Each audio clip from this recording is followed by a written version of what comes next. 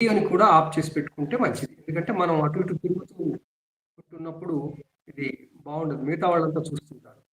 నేను ఎలాగూ నా వీడియో ఆన్ చేసుకుని చూస్తుంటాను, మీతో పాటు మీ దగ్గరే ఉంటాను, మీ ముందే ఉంటాను. అందువల్ల మీది వీడియో ఉండాల్సినంతగా ఉండదు, మాట్లాడుతున్నప్పుడు మాత్రం పెట్టుకోండి. మనం జ్యోతిషం నేర్చుకుంటున్నాం కాబట్టి జ్యోతిష శాస్త్రానికి సంబంధించిన ఒక చిన్న 2 శ్లోకాలు చదువుకొని మనం మొదలు పెడతాం. సప్తవింశతిభం చక్రం అష్టోత్తర శతాంధ్రికం నవాంధ్రి రాశికం ప్రత్యంచముఖం చరతి ఖే సదా. సప్తవింశతి అంటే 27 భచక్రం, 27 భాగాలతో ఉన్న ఒక భచక్రం. వాటిని మనం నక్షత్రాలు అంటాం. అది మనకి భూమి మీద ఉన్న మనకి మన పైన ఆకాశంలో ఉంటుంది. అష్టోత్తర శతాంధ్రికం, దానికి 108 చిన్న చిన్న ముక్కలుగా ఉంటుంది. అంటే భచక్రంలో 108 భాగాలు ఉంటాయి. ఆ 108లో నవాంధ్రి రాశికం ప్రత్యంచముఖం, 9తో కలిసి రాశి ఏర్పడుతుంది. ఆ రాసులన్నీ కూడా ప్రత్యంచ ముఖం చరతి, పడమటి వైపు వెళుతున్నట్టుగా మనకి కనపడతాయి. ఇవన్నీ ఖేసదా, ఖగోళంలో మనకి ఆకాశంలో కనపడుతుంది. చిన్న స్టేట్మెంట్ సంస్కృతంలో ఉంది. అలాగే మరి వాటికి సంబంధించిన మనం స్తోత్రం కూడా చేయాలి కాబట్టి మేషాది రాశయ సర్వే దినేశ ప్రముఖాగ్రహా ఏ చ లోకోపకర్తారః పాంతు మాం ఇహతే సదా. మేషాది రాశయ సర్వే అంటే మేషాదిగా అంటే మేషము మొదలైన రాసులన్నీ కూడా దినేశ ప్రముఖాగ్రహా, సూర్యుడు ప్రముఖంగా మిగతా గ్రహాలతో పాటు వాటి ముందు సంచరిస్తుంటాడు. ఎందుకు? ఏచ లోకోపకర్తారః, లోకానికి ఉపకారం చెయ్యడం కొరకు ఆ సూర్యభగవానుడు గ్రహాలతో పాటు రాసుల ముందు సంచరిస్తుంటాడు. ఆ సూర్యభగవానుడికి, ఆ రాసులకి, వాళ్ళందరికీ గ్రహాలకి కూడా పాంతు మాం ఇహతే సదా, నేను నమస్కరిస్తూ ఉన్నాను. ఇది మనకి జ్యోతిష శాస్త్రంలో మన కాస్త ముందు కాలంలో సంస్కృతం బాగా వచ్చిన వాళ్ళు మనకి అందించిన విజ్ఞానం. అంటే మనం సనాతన ధర్మంలో ముఖ్యంగా భారతదేశంలో ఉన్నటువంటి ధర్మశాస్త్రాలు, విజ్ఞాన శాస్త్రాలలో విషయాలు ఎలా ఉంటాయి అంటే చిన్న స్టేట్మెంట్ లాగా ఉంటాయి, లేకపోతే డిస్క్రిప్షన్ లాగా ఉంటాయి, అంటే వివరించే విధంగా ఉంటాయి. కానీ పదజాలం ఎప్పుడు అత్యంత సంక్షిప్తంగా ఉంటుంది. చిన్న పదంతో ఎన్నో అర్థాలు వచ్చేలాగా మనకి వాళ్ళు భాషని అలా పటిష్టం చేశారు.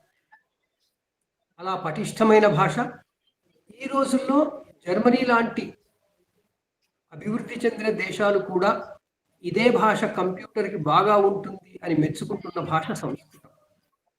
ఆ సంస్కృతంలోనే మనకి విజ్ఞానం అంతా ఉంది. భారతదేశంలో ఉన్న విజ్ఞానం అంతా కూడా సంస్కృతంలో మూల రూపంలో ఉంది. ఆ సంస్కృతంలో ఉన్న విజ్ఞానం కొన్ని సంవత్సరాలుగా చారిత్రక కారణాల వల్ల వెలుగు చూడకపోయినా, కాస్త అంధకారంలో ఉన్న ప్రస్తుతం ఆ శకం ముగిసింది. ఇప్పుడు కొత్తగా ప్రతి వాళ్ళ నోట భారతీయ జ్ఞాన పరంపర, ఇండియన్ నాలెడ్జ్ సిస్టమ్స్ అనే పేరుతో మళ్ళీ ఉత్తేజితమవుతోంది, ఉన్నతమవుతోంది. ఇది ఎవరి కోసం? మనకేదో గొప్ప రావడానికని కాదు, మానవాళికి గొప్ప కావడం, మానవాళి ఇంకా అభివృద్ధి చెందడం. ఈ క్రమంలో మనకి ఈ తరగతులు పెట్టుకుంటున్నప్పుడు మనం ఈ తరగతులు అసలు ఏ ఉద్దేశంతో పెట్టుకుంటున్నాం, ఎవరి కొరకు పెట్టుకుంటున్నాం? మీ అందరికీ కూడా ప్రస్తుతం క్లాసులో ఉన్నవాళ్ళైనా, గ్రూపుల్లో చేరిన వారికైనా, అందరికీ ముందు మీ యొక్క అభిరుచికి, మీ యొక్క దీక్షకి, శ్రద్ధకి ముందు నేను నమస్కారం చేస్తున్నాను. ఇది నేను చెబుతున్నానని కాదు, నా విషయం ఇక్కడ ఏమీ లేదు. మనం అందరం కలిసి మాట్లాడుకునేది వేద విజ్ఞానం అయినటువంటి జ్యోతిషం గురించి. ఆ జ్యోతిషమే మనల్ని కలిపింది. ఆ జ్యోతిషమే మనల్ని అలా కలిపి ఉంచుతుంది, పట్టి ఉంచుతుంది. ఆ జ్యోతిష విజ్ఞానం మనం ఏ విధంగా నేర్చుకుంటే బాగుంటుంది, ఏ విధంగా నేర్చుకుంటే సార్థకమవుతుంది అనే విషయంగా మనం కొన్ని విషయాలు చెప్పుకుంటాం. దీంట్లో ప్రతి వాళ్ళు కూడా ఈ తరగతికి సంబంధించిన సమాచారం వీలున్నంత వరకు మనకి ఇవ్వడం జరిగింది. తర్వాత వీటిని మళ్ళీ అందరికీ లభ్యమయ్యేటట్టుగా ఏదైనా యూట్యూబ్లో కూడా ఉంచేందుకు కూడా మన వేద సంస్కృతి పరిషత్ వారు ప్రయత్నం చేస్తున్నారు. ఆ క్రమంలో ఈ తరగతుల్లో మనం పాటించవలసిన క్రమశిక్షణ ఏమిటి అంటే, సమయానికి మనం లాగిన్ కావాలి. ఇది ప్రతి బుధవారం 8 గంటల నుండి సాధారణంగా 9:30 వరకు ఉంటుంది. కానీ చివరి విషయంలో మనం మన ఆ ధోరణిని బట్టి, ఆ సమావేశపు ఆ రోజు తరగతికి సంబంధించిన విషయాన్ని బట్టి మనం కాస్త అటు ఇటుగా ముందుకు వెళ్ళవచ్చు. అదేవిధంగా ఈ సమావేశానికి ఈ తరగతులకి వచ్చే అందరూ కూడా, మిత్రులందరూ కూడా, వాళ్ళు విద్యార్థులు ఇక్కడ ఏదో గురువు కూర్చున్నాడని అనుకోకూడదు. మనం అందరం ఆ జ్యోతి స్వరూపమైనటువంటి జ్యోతిష శాస్త్రపు మాతని ఆరాధిస్తున్నాం. ఆ ఆరాధనలో భాగంగా ఆమెను అర్థం చేసుకునే ప్రయత్నం చేస్తున్నాం. దాంట్లో మనం ఎలా అర్థం చేసుకోవాలి అంటే, మనకి ప్రస్తుతం ఉన్నటువంటి విజ్ఞానం ఆధారంగా అర్థం చేసుకోవాలి. ఆ క్రమంలో ఈ ఇంటర్నెట్ ద్వారా మనం చేసుకుంటున్న ఈ తరగతిలో మనం కొన్ని నియమాలు పాటించాలి. తరగతి అయిపోయి ప్రశ్నల కొరకు సమయం ఇచ్చేంత వరకు కూడా మధ్యలో మనం ఎలాంటి డిస్టర్బెన్స్ చేయకూడదు, ఆటంకపరచకూడదు. మీరు వింటూ ఉండండి, తప్పకుండా వినబుద్ధి అయ్యేటట్టుగానే ఉంటుంది. ఎందుకంటే ఆ శాస్త్రం అలాంటి, ఆ శాస్త్రంలోని విషయాలు అలాంటి. అవి వింటూ ఉండండి. వింటున్నప్పుడు మీ ఇంట్లో కాస్త ఏదైనా ఇబ్బంది వచ్చి అటు ఇటు పోవాల్సి వస్తుంది అన్నప్పుడు దీన్ని ఆన్ చేసి ఉంచుకోకండి, మార్చి మళ్ళీ వచ్చి జాయిన్ అవ్వండి. ఎందుకంటే మన కారణంగా సమావేశానికి అంతరాయం కలగకూడదు, డిస్టర్బెన్స్ రాకూడదు. అది పాటించండి. తర్వాత ప్రశ్న కోసం ఏ రోజు తరగతికి సంబంధించిన సమాచారానికి సంబంధించిన విషయానికి సంబంధించిన ప్రశ్నలు ఆ సమావేశంలో అడగొచ్చు, లేదా ఆ తర్వాత కూడా మళ్ళీ సమావేశంలో వాటికి సంబంధించి అడగవచ్చు. అంటే ఒక 2 తరగతులు అయిపోతే 2 తరగతులకు సంబంధించిన సమాచార ప్రశ్నలు కూడా అడగవచ్చు. కానీ 3వ తరగతికి సంబంధించిన ప్రశ్నలు అడగకూడదు. ఎందుకంటే అతి ముఖ్యమైన ఉద్దేశం ఈ తరగతిది ఏమిటి అంటే, అసలు జ్యోతిషం అంటే ఏమిటి అన్నది ఏమీ తెలియని వారి కోసం ఈ తరగతి ఆరంభించబడింది. అందుకే మనం బాల శిక్ష అన్నాం. అసలు ఇప్పుడు ఈ తరగతికి వచ్చినటువంటి మిత్రులందరిలో ఎంతమందికి బాల శిక్ష నిజంగా చూసి దాన్ని చదువుకున్నారో మనకు తెలియదు. కానీ చాలా తక్కువ మంది ఉంటారు, వయోవృద్ధులే ఉంటారు. చిన్నపిల్లలకి ఎవరికి తెలియదు, 40 ఏళ్ల వాళ్ళకి ఎవరికి బాల శిక్ష తెలియదు. ఆ బాల శిక్షలు అయితే ఏముంటాయి అంటే, బేసిక్ ప్రాథమిక సమాచారం ఉంటుంది. ఇప్పుడు ఈ యువకులు ఎవరైతే ఉన్నారో, బాల వాళ్ళు ఎవరైతే ఉన్నారో, వాళ్ళందరూ కూడా ఒక పాత బాల శిక్షని సంపాదించి చూడండి. ఆ బాల శిక్షలో ఏమేమి ఉంటాయి అంటే చాలా చాలా ప్రాథమికమైన సమాచారం. ఈ బాల శిక్ష అనేది రావడానికి కారణం ఏమైంది అంటే, ఆనాటి సామాజిక జీవన విధానంలో విద్యా విధానం ఎలా ఉండేది అంటే, పిల్లలు పుట్టిన తర్వాత ముందు ఏడాది వరకు తల్లితో మాత్రమే ఎక్కువగా గడిపేవారు. తల్లే వారిని శ్రద్ధగా చూసుకునేది. ఆ తర్వాత కొంచెం అటు ఇటు తిరగడానికి ఓర్లాబడి ముందుకు అమ్మగాళ్ళు ఆడడం అంటారు. అలా చేస్తున్నప్పుడు తండ్రి మిగతా వాళ్ళందరూ కూడా పిక్చర్లోకి వస్తారు. ఆ తర్వాత కొన్నాళ్ళకి వాళ్ళంతలో వాళ్ళు లేచి నిలబడ్డప్పుడు, అదంతా అయినప్పుడు ఆ బాల్యం అంతా ఈ పెద్దవాళ్ళందరూ ఆస్వాదిస్తూ సంతోషపడుతూ ఆ బాలుడికి మాటలు నేర్పుతారు. బాలుడు బాలిక మాటలు నేర్పుతున్నప్పుడు ఎలా నేర్పుతారు? ఈ రోజుల్లోలాగా కాదు. అప్పుడు ఏం చెప్పేవాళ్ళు? మళ్ళీ మళ్ళీ అదే మాటలు అనిపించేవాళ్ళు, వాళ్ళనేవాళ్ళు. అలా అంటూ ఆ పిల్లలకి జ్ఞానము అనేది కలిగించే క్రమంలో, వికసించే క్రమంలో సహాయపడేవాళ్ళు.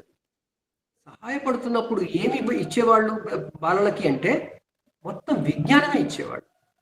అందువల్ల బాలలకు ఎలాంటి అక్షరాభ్యాసం కాకమునిపే ఈ ప్రకృతిని పరిచయం చేసేవాడు. ప్రకృతిని పరిచయం చేయడం అంటే మనకు కనపడుతున్నవి ఏమున్నాయో, సూర్యుడు, చంద్రుడు, నక్షత్రాలు, ఇలా చెప్పుకుంటూ వచ్చేవాడు. దాని తర్వాత వాటికి సంబంధించిన డైలీ లైఫ్కి కావాల్సిన విషయాలు చెప్పుకోవాలి కాబట్టి వాటి కోసం ఏం చేసేవాళ్ళు, వారాలంటే ఏంటి, నెలలంటే ఏంటి, అలా చెప్పుకుంటూ వచ్చేవాడు. ఇదంతా ఈ రోజుల్లో నర్సరీ క్లాసెస్లో ఉండే ప్రాసెస్.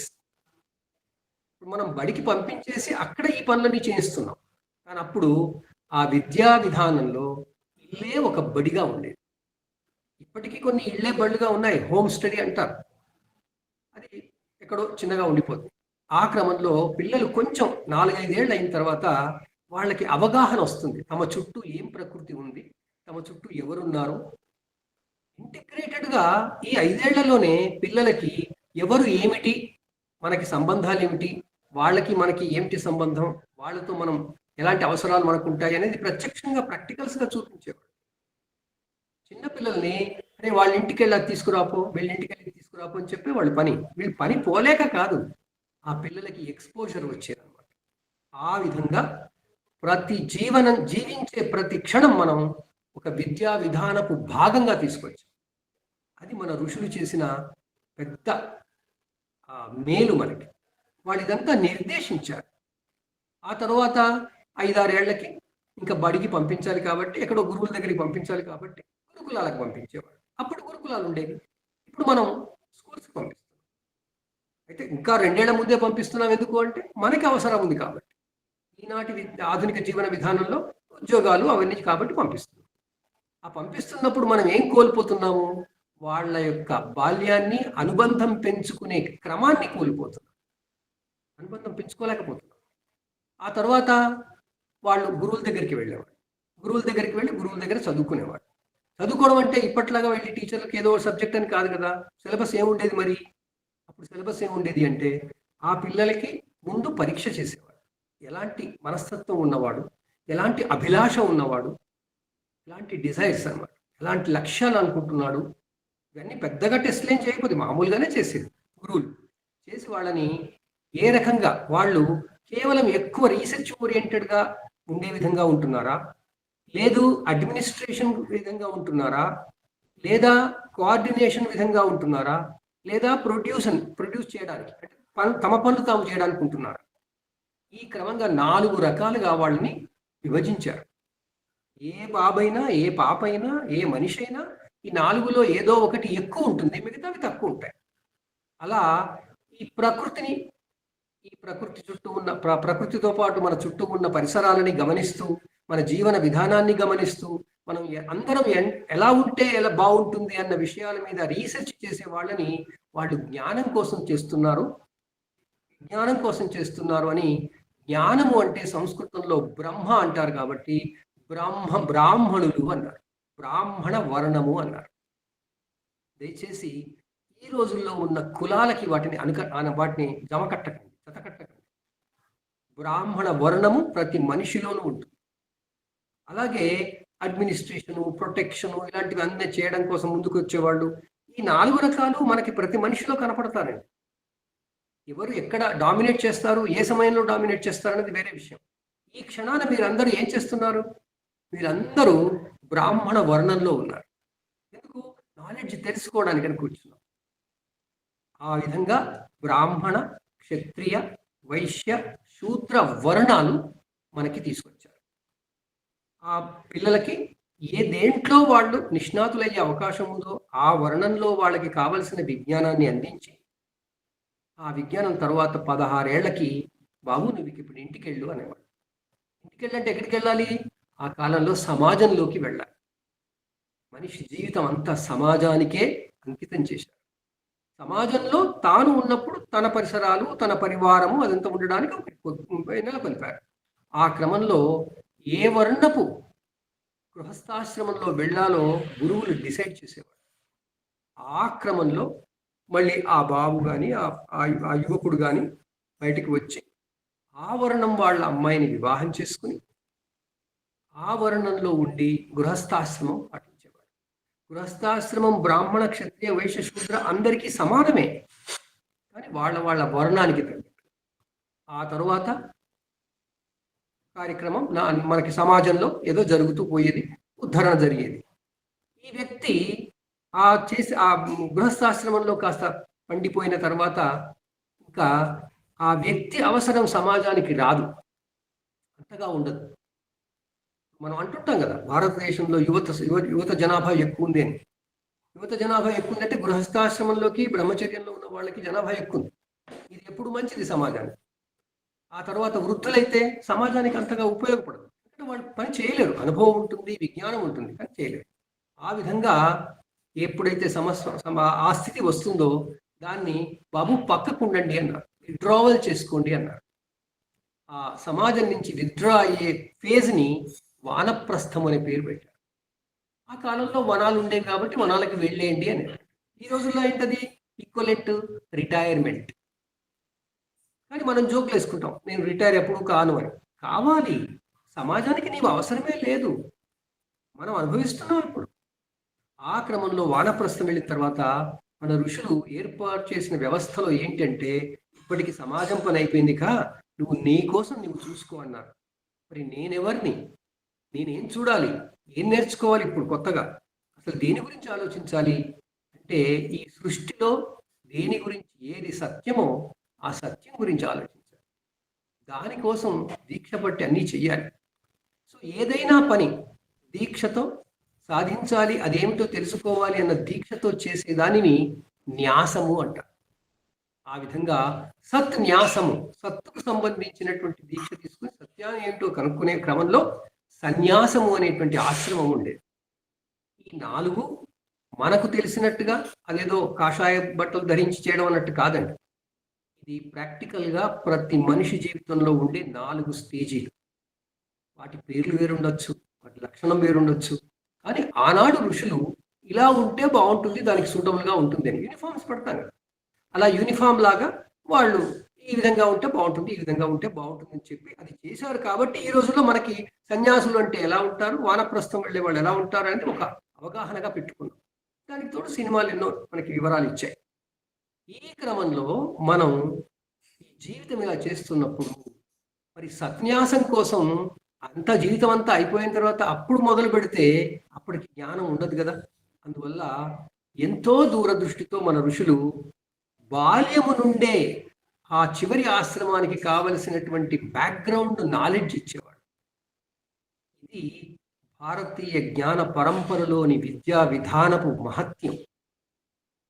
ఆ విద్యా విధానం దురదృష్టవశాత్తు పోయింది కాబట్టి ఈ రోజుల్లో మనం ఏం చేయాల్సి వస్తుంది, మళ్ళీ రీఓరియంటేషన్ చేసుకోవాలి, మళ్ళీ నిర్వచించుకొని పునరుద్ధరణ చేసుకోవాలి. ఈ పునరుద్ధరణ కార్యక్రమంలో మనం ఏం చెయ్యాలి అంటే, ఈ విధంగా మనం భారతీయ జ్ఞాన పరంపరకు సంబంధించిన ప్రాచీన విజ్ఞానాన్ని ఋషులు అందించిన విధంగా గమనిస్తూ గ్రహిస్తూ ఈనాటి పరిస్థితులకు అనుగుణంగా దాన్ని అలా మార్చుకోవాల్సి వస్తుంది. ఆ క్రమంలోనే మనం జ్యోతిషం అనేటువంటి ప్రాచీన విజ్ఞానాన్ని నేర్చుకునే ప్రయత్నం చేస్తాం. జ్యోతిషం ఎందుకు వచ్చింది మరి? ఎందుకు అంటే, జ్యోతిషం అనగానే మనందరికీ సహజంగా ఏముంటుంది, అందరికీ నక్షత్రాలు, రాసులు, గ్రహాలు, జాతకాలు అనుకుంటాం. ఇది ఏది జ్యోతిషం కాదండి. జ్యోతిషం ఒక వేదాంగ విజ్ఞానం. అది నిత్య జీవితంలో మనకి మార్గదర్శనంగా ఉండేటువంటి ఒక మాన్యువల్. చాలా నిశితంగా నిర్వచించారని. రాను రాను మనం కొన్ని తీసుకున్నాం, మళ్ళీ కొన్ని వేరే దేశపు వాళ్ళ యొక్క అలవాట్లకు వెళ్ళిపోయాం, వాళ్ళ సంస్కృతికి మనం అలవర్చుకున్నాం. ఆ క్రమంలో ఇప్పుడు పెద్ద కన్ఫ్యూషన్ స్టేజ్లో ఉన్నాం. ఆ కన్ఫ్యూషన్ అంతా పోగొట్టుకుంటూ మనం కొంచెం నెమ్మదిగా కూర్చుని ఆలోచిస్తే ఎన్నో విషయాలు మనకు అవగతమవుతాయి. మన ఋషులు అందించిన సమగ్ర జీవన విధానం మనకు తెలిసి వస్తుంది. ఈ విషయాలన్నీ కూడా మనం చెప్పుకుంటూ వెళ్తాం. ఇది జ్యోతిష బాలశిక్ష అన్నప్పుడు మీకు కేవలం రాసులు, నక్షత్రాలు, గ్రహాలు, కుండలీలు మాత్రమే చెప్పడం ఉండదు. మీకు వీలున్నంతగా ఈ నాకే కాదు, నాతో పాటు ఇంకా ఎవరైనా తరగతులు తీసుకుంటున్నప్పుడు వాళ్ళైనా, మా అందరి సమగ్రమైన లక్ష్యం ఏమిటి అంటే, మీకు మంచి విజ్ఞానాన్ని ఇంటిగ్రేటెడ్గా ఇవ్వడం కొరకు మేము ప్రయత్నం చేస్తాం.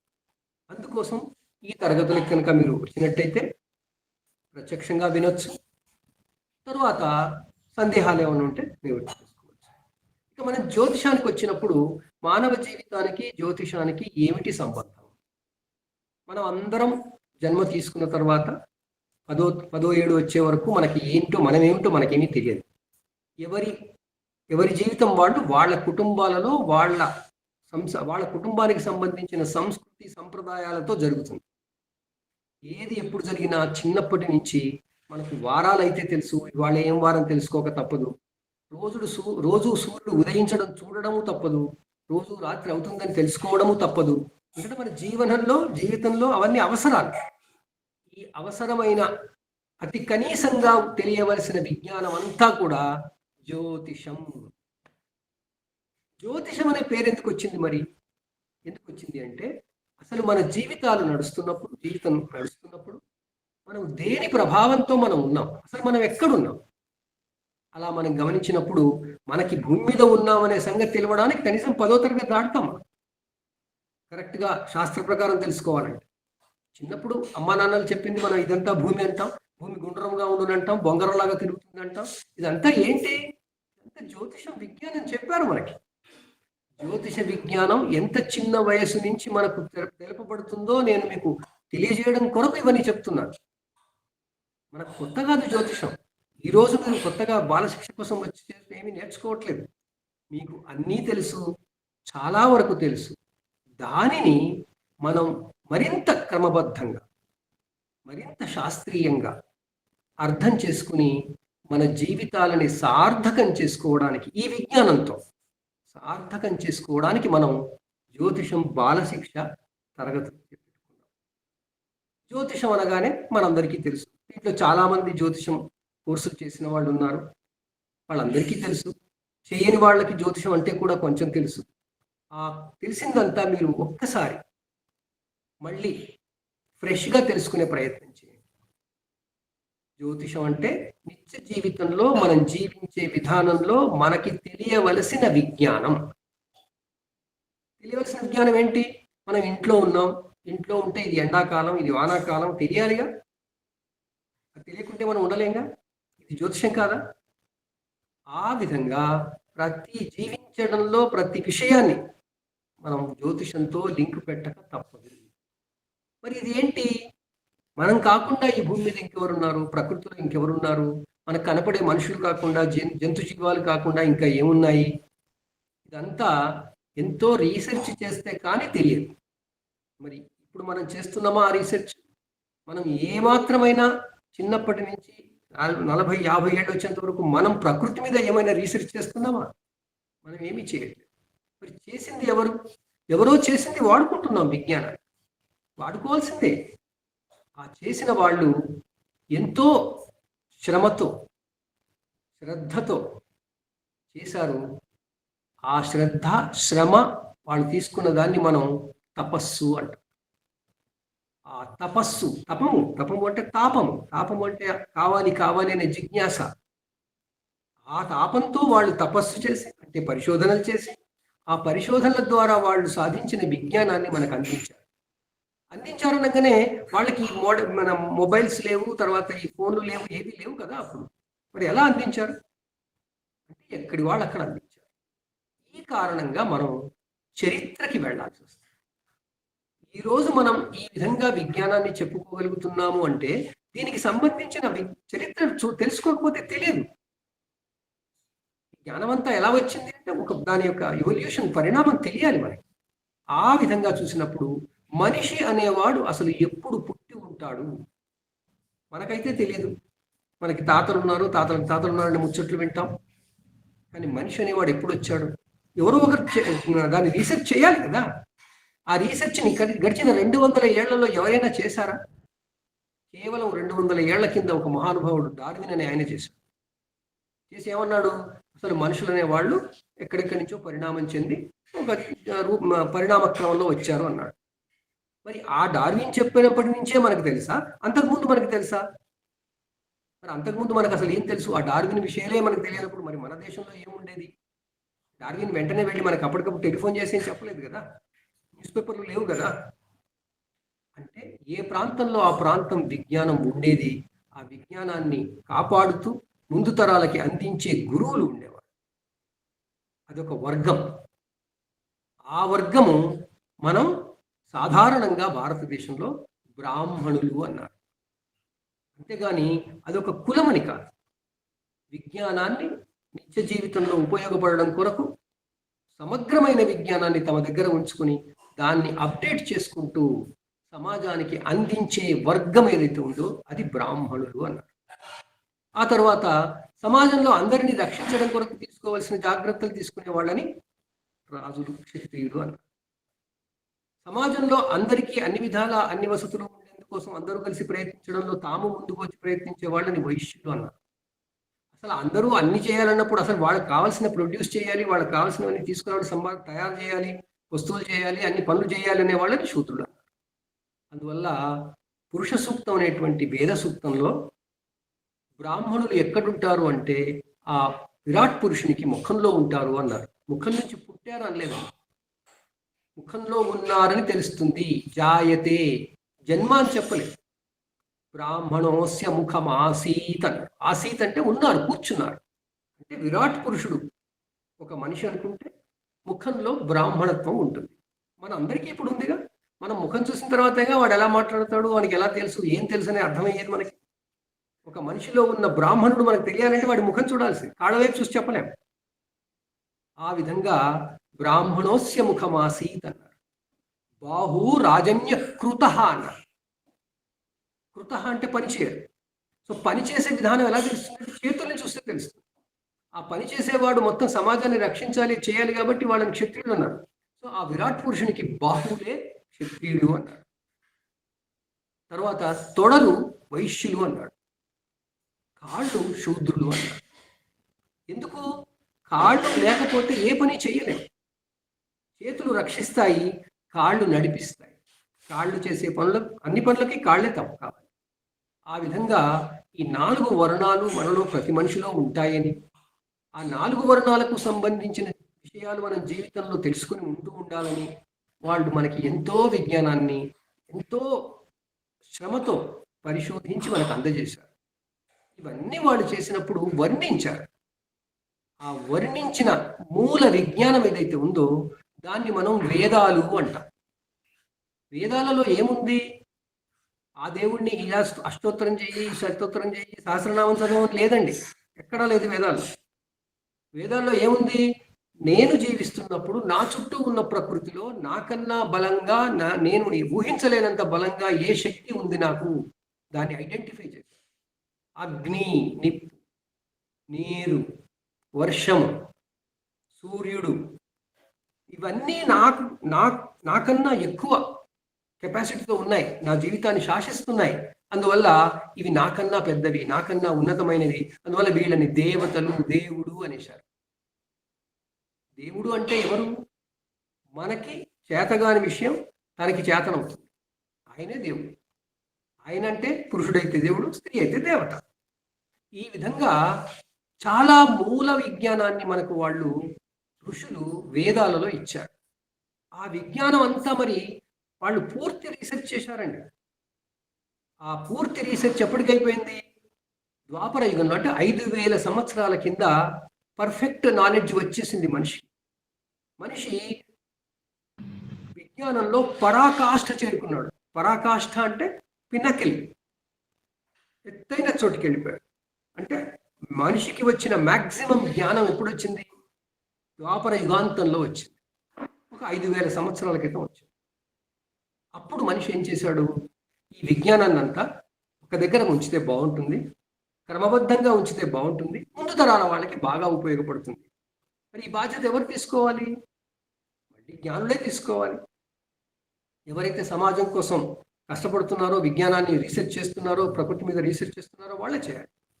ఆ విజ్ఞానం అంతా కూడా ఋషుల దగ్గర ఉండేది కాబట్టి ఆ ఋషులే మనకి ఇచ్చినటువంటి విజ్ఞానాన్ని ఆ ఋషుల సమూహంలో ఒక ఋషి అందరి కొరకు తాను తీసుకునే బాధ్యత, తానే అందరినీ సమావేశపరిచి తానే ఈ విజ్ఞానాన్ని క్రమబద్ధీకరించాడు.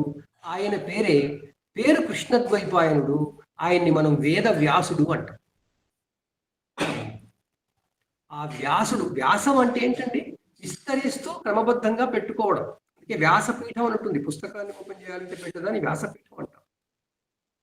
సో వ్యాసుడు అంటే విస్తరిస్తూ దాన్ని క్రమబద్ధంగా ఉంచేవాడు. అంటే జ్ఞానాన్ని, ఆయన వేదాలని వ్యాప్తి చేసేందుకు కావలసిన విధంగా ఆర్గనైజ్ చేశాడు, క్రమబద్ధీకరించాడు. అప్పుడు ఆయన కృతయుగం నుంచి వస్తున్నటువంటి విజ్ఞానాన్ని అంతా కూడా మొత్తం సంకలనం చేసి, దాని విభాగాలు చేసి, కేవలము నాలెడ్జ్ మాత్రం ఇచ్చే విభాగాన్ని మొదటి నుంచి వచ్చి ఉంటుంది కాబట్టి క్రానలాజికల్గా మొట్టమొదటి నుంచి వచ్చిన ఆ మంత్రాలన్నింటిని కూడా ఋగ్వేదముగా ఇచ్చాడు. మంత్రాలంటే ఏంటి మరి? మన త్రాయతే ఇది మంత్ర. అప్పుడు పుస్తకాలు లేవు, చెప్పడం తప్ప ఇంకో అవకాశం లేదు. అందువల్ల చెప్పడం కొరకు తాను ఏమనుకోవాలి? తన మనసులో అనుకుంటే కదా చెప్పేది. సూర్యుడిని చూశాడు అనుకోండి, ఒక ఋషి గుర్తుపట్టాడు, రోజు సూర్యుడు వస్తున్నాడు, ఈయన సూర్యుడు అని మనలో అనుకుంటేనే కదా ఇంకోటికి చెప్పడానికి వీలయ్యేది. అట్లా ప్రకృతిలోని విజ్ఞానం అంతా తమ పరిశీలనలో గమనించి నిర్ధారించుకొని దాన్ని మనస్సులో మరోసారి అనుకుంటూ వాటన్నింటినీ దాన్ని ఏమంటాం, దాన్ని క్యాప్సూల్గా చేసినటువంటివే మంత్రాలు అంటారు. ఆ మంత్రాలు ఎవరు చేశారు అంటే, ఏ పని లేకుండా ప్రకృతిని చూసేవాడే చేశాడు. ఆ చేసేవాళ్ళు ఎవరు అంటే ఋషులు. వాటిని రుచలు అంటారు. ఋగ్వేదంలో ఉన్న మంత్రాలని రుచలు అంటారు. యజుర్వేదంలో ఉన్న మంత్రాలని యజుస్సులు అంటారు. సామవేదంలో ఉన్న వాడిని సామలు అంటారు. అధర్వణ వేదంలో అన్నీ కలగలిపి ఉంటాయి. సో ఈ విధంగా మనకి విజ్ఞానము అనేది మనకి రావడానికి కొన్ని వేల సంవత్సరాలు పట్టింది. ద్వాపర యుగాంతంలో మనకి కన్సాలిడేటెడ్ నాలెడ్జ్ సిస్టమ్ వచ్చింది. అది వేదవ్యాసుడు మనకి 4 వేదాలుగా ఇచ్చాడు. కానీ ఆ వేదాలలో ఉన్న జ్ఞానాన్ని డీకోడ్ చేసుకోవాలి సామాన్యులంటే ఇంపాసిబుల్. మరి పండితులు చేసుకోవాలి అంటే వాళ్ళకి దాంట్లో ఉన్న తెలియాలి అంటే ఏం చేయాలి? మళ్ళీ వాటిలో ఉన్న దాని గురించి సంబంధించిన వివరాలు మనకు తెలియాలి.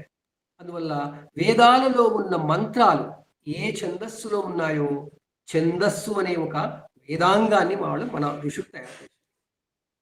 సో ఛందస్సు తెలిస్తే వేదాలలో ఉన్నటువంటి మంత్రాల ఛందస్సు తెలుస్తుంది. ఛందస్సు అంటే ఏమిటి? ఆ మంత్రాలని ఒక క్రమబద్ధంగా, ఒక యతి, ప్రాస వాటన్నింటిని పెడతారు. ఎందుకు?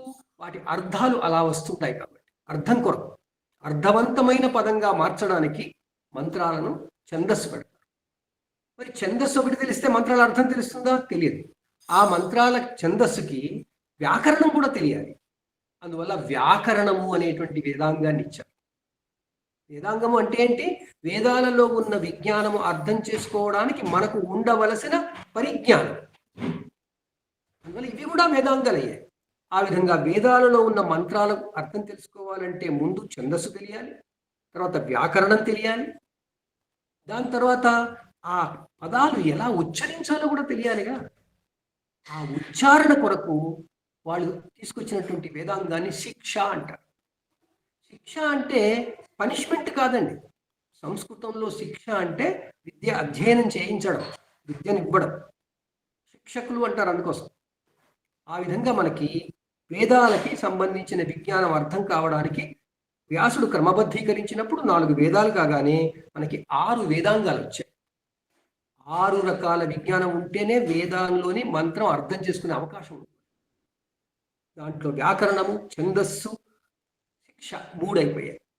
ఆ తర్వాత ఆ వ్యాకరణ మంత్రాల యొక్క అర్థం తెలిసి, మంత్రం యొక్క ఛందస్సు తెలిసింది, వ్యాకరణం తెలిసింది, ఎలా ఉచ్చరించాలో తెలిసింది. కానీ ఆ మంత్రాలలో ఉన్న అక్షరాలు, పదాల అర్థం తెలియాలిగా, ఎటిమాలజీ కావాలిగా.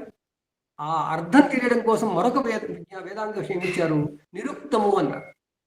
నిరుక్తము అంటే ఒక పదానికి వేదాలలో వాడబడినటువంటి పదాలు, అక్షరాలకి సంబంధించిన వివరణ, అది కూడా రావాలిగా. అందుకోసం నిరుక్తము ఒక వేదాంగం అయింది. మనకి 4 వేదాంగాలు వేదాలలో ఉన్న మంత్రాల గురించి అర్థం చేసుకునే ప్రక్రియలో పనికి వచ్చేవే. అది బాగానే ఉంది. అది ఊరికే చదువుకొని ఎంజాయ్ చేయడానికి కాదు కదా. దేనికి? వాడుకోవడానికి, నిత్య జీవితంలో వాడుకొని దానివల్ల సుఖం పొందడానికి, సౌఖ్యంగా ఉండడానికి, సౌకర్యవంతంగా ఉండడానికి. అందువల్ల అది ఎలా వాడుకోవాలి అని చెప్పేదాన్ని కల్పము అంటారు. అందువల్ల మనం పూజలు చేసేటప్పుడు, వ్రతాలు చేసేటప్పుడు కల్పోక్త ప్రకారేణ అంటాం. ఈ విధంగా మనకి వేదాలలో ఉన్న మూల విజ్ఞానం అర్థం చేసుకోవడానికి మళ్ళీ మనకి ఇచ్చినటువంటి వేదాంగాలు 5గా వచ్చాయి. ఈ 5 మనకి కేవలం వేదాల్లో ఉన్నదేంటో తెలుసుకోవడానికి అర్థమవుతుంది. కానీ అసలు వేదాలలో దేని గురించి ఉంది మరి? అది ఇంకా తెలియాలిగా. మనం ఇవన్నీ తెలిస్తే 5 వేదాంగాలు తెలిస్తే వేదాలలో ఏం చూడగలం, అంటే ఏం అర్థం చేసుకోగలం? అవి జ్యోతిస్సులు అన్నారు. సో జ్యోతిస్సులు వేదాలకి నయనం లాంటివి అని. జ్యోతిషము అనేది వేదాలకి నయనం లాంటివి. అందువల్ల జ్యోతిష శాస్త్రం ఒక వేదాంగమై, 6 వేదాంగాలలో ఒక వేదాంగమై జ్యోతిష వేద పురుషుడికి చక్షువులుగా వర్ణించబడింది. ఊరికే శ్లోకం చదువుకుని మనం తృప్తి పడకూడదండి. దానిలో ఉన్న లాజిక్ తెలియాలి మనకి. సో వేదాలు 4, అది కలిగి ఉన్నంత మూల విజ్ఞానము. ఆ విజ్ఞానం అంతా ప్రకృతికి సంబంధించింది. ఆ ప్రకృతికి సంబంధించిన విజ్ఞానం అంతా మనకి ఎందుకు అంటే మనం హాయిగా ఉండడానికి. ఏదో చదువుకుని ఎక్కడో మళ్ళీ ముక్కు మూసుకోవడానికి కాదు, మనం హాయిగా జీవితం అనుభవించడానికే. సో మనిషి ఆనాటి నుంచి కూడా ఈనాటి వరకు తన సుఖ జీవనము కొరకే ప్రయత్నిస్తూ ఉంటాడు. ఆ సుఖ జీవనంలో తన ఒక్కడికా సుఖము, తన చుట్టూ ఉన్న అందరికా, లేదా తన చుట్టూ ఉన్న ప్రకృతికా? ఏది కావాలి అంటే మనుషులు రీసెర్చ్ చేసి చేసి చేసి మన చుట్టూ ఉన్న ప్రకృతికి ప్రాధాన్యం ఇవ్వాలని, దాని తర్వాత మన చుట్టూ ఉన్న సమాజానికి ఇవ్వాలని, ఆ తర్వాత నేను సొంతంగా చూసుకోవాలని వాళ్ళు నిర్ధారించారు. ఇదంతా ఎలా నిర్ధారించారు? మొట్టమొదట అందరం పశువులాగా ఉండేవాడు. ఇప్పుడు పశువులన్నీ మన కళ్ళ ముందు ఎలా ఉంటాయి? పిల్లలు మన పిల్లులు, కుక్కలు ఎలా ఉంటాయి? వాడికి ఒక కుటుంబం ఉంటుందా? వాడికి ఒక ఇల్లు ఉంటుందా? అలాగే మనము ఉండేవాళ్ళం అడవుల్లో. అలా ఉంటే మనకి సుఖజీవనం లేదు. అందుకోసం ఋషులు రీసెర్చ్ చేసి అవన్నీ తీసుకొచ్చి యుగాలు, కృతయుగం, త్రేతాయుగం, ద్వాపర యుగం, యుగాలలో జరిగిందండి. ఇది ఒక్కనాడు జరిగిన వ్యవహారం కాదు. పరిణామక్రమం అంటే అంత పెద్ద పరిణామం. ఆ క్రమంలో మనకి వేదాలు, వేదాంగాలు ఇచ్చిన తర్వాత వాటిని అనుభవించడానికి నీవు ఒక్కడికి కాదురా నాయన, నీ చుట్టూ ఉన్న ప్రకృతి ముఖ్యం, దాని తర్వాత నీవు, నీ సమాజం ముఖ్యం, దాని తర్వాత నీవు ముఖ్యం అన్నారు. అంటే మనకు తెలిసి ఈ రోజుల్లో మనం ఏమనుకుంటున్నాం? నాకు అమ్మా నాన్న నన్ను కని చేయించినా కానీ నేనేమంటున్నాను? నేనే గొప్ప అంటున్నాను. అమ్మా నాన్నకి ఏమీ రాదు అని. వాళ్ళు నాకన్నా ముందు పుట్టారు, నన్ను పుట్టించారు, వాళ్ళన్నీ తెలుసుకునే వాళ్ళ తర్వాత నేను పుట్టాను, అయినా నేను వాళ్ళకేం రాదు అంటున్నాను. ఆ తర్వాత నా సంతానానికి ఏమంటున్నాను? నాకన్నా ఎక్కువ తెలియగలవాడు అంటున్నాం. మళ్ళా అక్కడ ఒప్పుకుంటున్నాం. తర్వాత నా తర్వాత నా ఇల్లు, నా ఇల్లు తర్వాత నా సమాజం, నా సమాజం తర్వాత నా ప్రకృతి అన్న స్థితికి మనం ఉన్నాం. ఇది మొదటి స్థితి, మానవంతుడు కాకముందున్న స్థితి. కానీ మానవుడు విజ్ఞానవంతుడు అయ్యాక మనం మరిచిపోయి వచ్చిన స్థితి ఏమిటంటే మొదలు ప్రకృతి, తర్వాత సమాజం, దాని తర్వాత కుటుంబం, కుటుంబం తర్వాత నేను.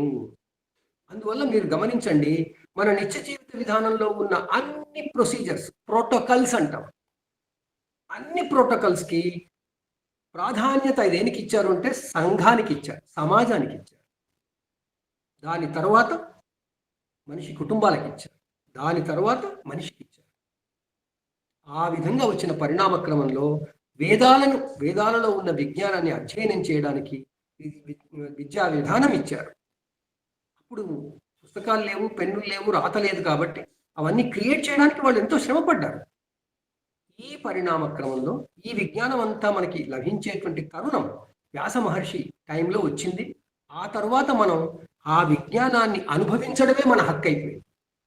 మనం ఇప్పుడు కొత్తగా రీసెర్చ్ ఏది అవసరం లేదు. మనం 99% ప్రకృతి మీద ఎలాంటి ఒరిజినల్ రీసెర్చ్ చేయడం లేదు. కలియుగం అంటేనే అది. కలియుగం అంటే త్రేతాయుగం నుంచి ద్వాపరయుగంతో, కృతయుగం, త్రేతాయుగం, ద్వాపరయుగంలో అక్యుములేట్ చేసుకున్న విజ్ఞానం అంతా హాయిగా అనుభవించడానికే కలియుగం. అదే మనం చేస్తున్నాం ఇప్పుడు. కానీ ఆ కాలంలో వాళ్ళ జ్ఞానాన్ని సమకూర్చుకున్నప్పుడు పడిన జాగ్రత్తలు మనం ఇప్పుడు పడడం. అందువల్ల మనకి మళ్ళీ అన్ని ప్రాబ్లమ్స్ వస్తున్నాయి. ఆ ప్రాబ్లమ్స్ రాకూడదు అని మన వాళ్ళు జీవన విధానం ఇచ్చారు. ఆ జీవన విధానాన్ని మనం మర్చిపోయాం. మనం ఇష్టం వచ్చిన రీతిగా చేస్తున్నాం. మొదటి తరానికి వెళ్ళిపోయాం.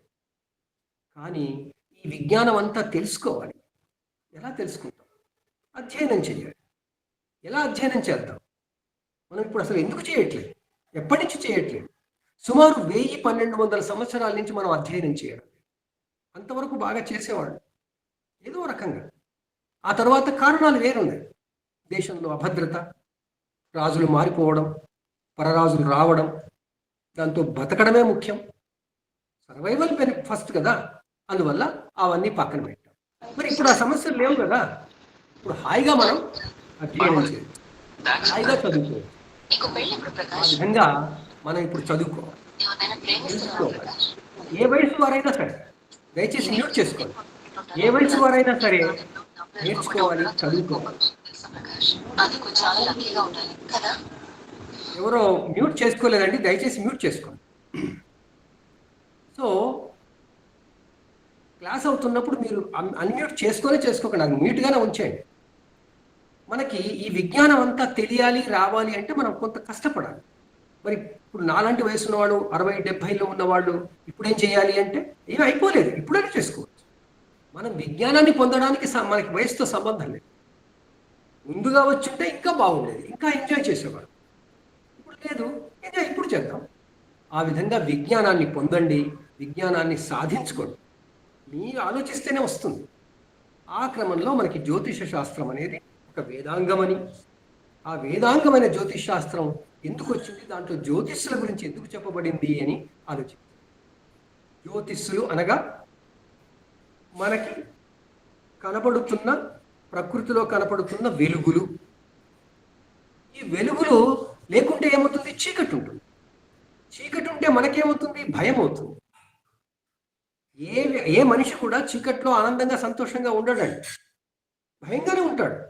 అమ్మో భయం అవుతుంది, కళ్ళు మూస్తాడు. ఇంకా ఆ విధంగా చీకటిని చీల్చుకుని వచ్చే వెలుగుల కారణంగా మనకి ఒక మంచి సుఖభావన, ఒక దాన్ని ఏమంటాము, భద్రతా భావం వస్తుంది. కాబట్టి ఈ భద్రతా భావం అంతా, సుఖభావం అంతా ఈ జ్యోతిష్యుల కారణంగానే అనుకున్నారు. ఆ విధంగా మనకి జ్యోతిష్యుల్ని గుర్తించడం ఆరంభించారు. జ్యోతిష్యుల్ని గుర్తించి మన ఈ జ్యోతిష్ శాస్త్రం గురించి చెప్పుకుంటున్నప్పుడు మొట్టమొదటి నుంచి వస్తున్నాం. అందువల్ల ఒక పరిణామంలో వెళ్తుంటాం. ఆ తర్వాత డైరెక్ట్గా ఇప్పుడున్న పీరియడ్కి వస్తాం. సో మనకి 1-2 తరగతులు ఈ పరిణామానికి సంబంధించినవిగానే ఉంటాయి. ఆ విధంగా జ్యోతిష్యులని గుర్తించి, ఆ జ్యోతిష్యులు ఏమి ఉంటాయి, ఎలా ఉంటాయి అనేది మళ్ళీ దాని గురించి ఆలోచించి, అప్పుడు టెలిస్కోపులు లేవు, కేవలం కంటి చూపే. ఆ కంటి చూపు కూడా రాత్రిపూటే మనకి ఆకాశం కనపడుతుంది, మొదటిపూట అయితే సూర్యుడు వచ్చేస్తాడు. అందువల్ల సూర్యోదయం కన్నా ముందు నుంచే లేచి, సూర్యోదయం కన్నా ముందే ఆకాశాన్ని పరికించి, సూర్యోదయం వచ్చిన తర్వాత పనులన్నీ చేసుకుని, సూర్యాస్తమయం కాగానే కాస్త విశ్రమించి, మళ్ళీ సూర్యోదయం కన్నా ముందు లేచి ఆకాశాన్ని పరికించడం, ఇది టైం టేబుల్ అసలు.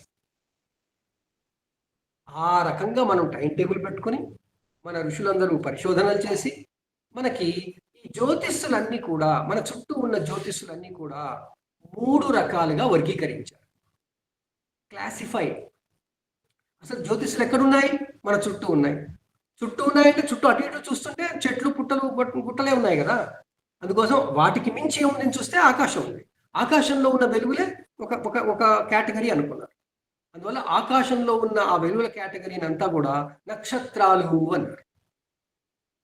ఓకే, నక్షత్రాలన్నీ కనపడుతున్నాయి, చిన్న మిణుకు మిణుకు అంటూ ఉంటాయి. ఆ తర్వాత వాటికన్నా భిన్నంగా రోజు పెద్ద వెలుగు వచ్చిపోతుంది, ఒక బింబం వచ్చిపోతుంది. ఆ తర్వాత రాత్రిపూట ఇంకొక బింబం వస్తుంది. అందువల్ల వాటిని బింబ గ్రహాలు అన్నారు. రోజు వచ్చిపోతున్నాయి కాబట్టి గ్రహం అన్నారు. సో అదే నిలకడగా స్థిరంగా ఉండేటువంటి జ్యోతిష్యులని నక్షత్రాలు అన్నారు. తనకి రోజు భూమి మీద ఉన్నప్పుడు రోజు వచ్చిపోతున్నాయని కనిపించేటట్టుగా అనిపించే వాటిని గ్రహాలు అన్నారు. సో నక్షత్రాలు, గ్రహాలు. మరి నక్షత్రాలు ఆకాశంలో అంతటా ఉన్నాయి. నాకు సంబంధించి ఎక్కడున్న ఏది తీసుకోవాలి? నాకు సంబంధించిన వరకే తీసుకోవాలి కదా. అందువల్ల వాళ్ళు గమనించి ఈ సూర్యుడు చంద్రుడు ఏ ప్రాంతంలో తిరుగుతున్నారో బాగా గమనించారు. వాళ్ళు అసలు ఆకాశంలో తిరుగుతున్నప్పుడు, అంటే మనం భూమి మీద మనం ఉండి చూస్తున్నప్పుడు పడమటి నుంచి తూర్పు నుంచి పడమటికి వెళ్తున్నారు, మళ్ళీ తూర్పుకి వస్తున్నారంటే పడమటి నుంచి కిందకి ఏదో వెళ్తున్నట్టుంది, మళ్ళీ వస్తున్నట్టుందని వాళ్ళు గమనించారు. ఒక చక్రం అనే భావన తెలుసుకున్నారు. అసలు ఈ చక్రము అనే భావన రావడానికి ఎన్ని వేల సంవత్సరాలు పట్టిందో. ఆ విధంగా గమనించి మనం చూసేది అర్ధవృత్తమే అనుకున్నారు. అర్ధవృత్తము అంటే 360 డిగ్రీలో 180 డిగ్రీలే చూస్తున్నామని, ఆ 180 డిగ్రీలో ఉన్న ఆకాశ భాగాన్ని నాకు సంబంధించినంత వరకు ముఖ్యమైనది చూసుకోవాలని ఎంతవరకు ఉందని గమనిస్తే, సూర్యుడు రోజు ఉదయం పూటే చూసేవాడు. సో ఒక చోట రోజు చూసినప్పుడు ఒకవైపు వెళుతున్నట్టుగా కనపడేవాడు, ఎడం చేతి వైపు వెళుతుంటాడు. ఎందుకంటే సూర్యుడు ఎదురుగా నిలబడాలి, అప్పుడే తెలిసేది. సూర్యోదయం అప్పుడు ఎదురుగుండా నిలబడితే ఇటువైపు అన్నా వస్తున్నాడు. రోజు అక్కడే రావట్లేదు, మళ్ళీ మారిపోతున్నాడు. ఒకసారి చూస్తే ఇక్కడి నుంచి ఇటువైపు వస్తున్నట్టు కనపడుతున్నాడు, ఇటువైపు చూస్తే మళ్ళీ ఇక్కడి నుంచి ఇటుపోతున్నట్టు కనపడుతున్నాడు. అంటే ఒక పెండులం లాగా ఆ సూర్యుడు సంవత్సర కాలంలో అటు ఇటు ఉదయించడం చూశారు వాళ్ళు. చూడడమే కాదు, ఇటువైపు ఉదయిస్తున్నప్పుడు ఏమవుతుంది భూమి మీద, ఇటువైపు ఉదయిస్తున్నప్పుడు భూమి మీద ఏమవుతుంది గమనించారు. అలా గమనించి వాళ్ళు తెలుసుకున్న మొట్టమొదటి జ్యోతిష విషయం ఏమిటి అంటే, దిన ప్రమాణము, అంటే డ్యూరేషన్ ఆఫ్ ద డే, అంటే పగటి కాలము రాత్రి కాలము ఎంత ఉంటుంది అని నిర్ణయించుకున్నారు. అప్పుడు వాళ్ళు ఇది ఈ రోజుల్లో మనం చెప్పుకోవడానికి మనం పాత భాష చెప్పుకోవాల్సిన పని లేదు, ఈ రోజు భాష కూడా చెప్పుకోవచ్చు. 24 గంటలైనప్పుడు వెలుగు ఉండేది 12 గంటలు, రాత్రిపూట ఉండేది 12 గంటలు కాదు అని నిర్ధారించుకున్నారు. అది రీసెర్చ్ చేశారు. సూర్యుడు కుడి చేతి వైపు ఉన్నప్పుడు ఒక రకంగా ఉంటుంది, ఎడం చేతి వైపు ఉన్నప్పుడు ఒక రకంగా ఉంటుందని గమనించారు. అదంతా వాళ్ళు అప్పుడు ఎక్కడుండారు, ఉత్తరార్ధగోళంలో ఉన్నారు, భూమికి ఉత్తరార్ధగోళంలో ఉన్నారు. ట్రాపికల్ రీజన్స్ లోనే ఈ పరిశోధన జరిగింది. ఆ ఉన్న భాగమే ఈనాడు మనం చూస్తున్న భారతదేశం, ఆఫ్ఘనిస్తాన్, పాకిస్తాన్, కొంత సెంట్రల్ ఏషియా ఉంది. అక్కడే కదండి నాగరికతలన్నీ ఉన్నది. ప్రాచీన నాగరికతల చరిత్ర ప్రకారం ఎక్కడుంది? ఆంగ్లేయులు పెట్టిన విద్యా విధానంలో కూడా మనకు ఆ నాగరికతల ప్లేసెస్ ఇవే కదా. ఆ విధంగా ఆ నాగరికతల్లో వాళ్ళు, ఆ నాగరికతల కాలంలో వీళ్ళు గమనించినప్పుడు సూర్యుడు ఒకవైపు వెళ్ళి మళ్ళీ ఇటువైపు వెళ్తున్నాడు, ఇంకా అంతకు మించి పోవట్లేదు సూర్యుడు.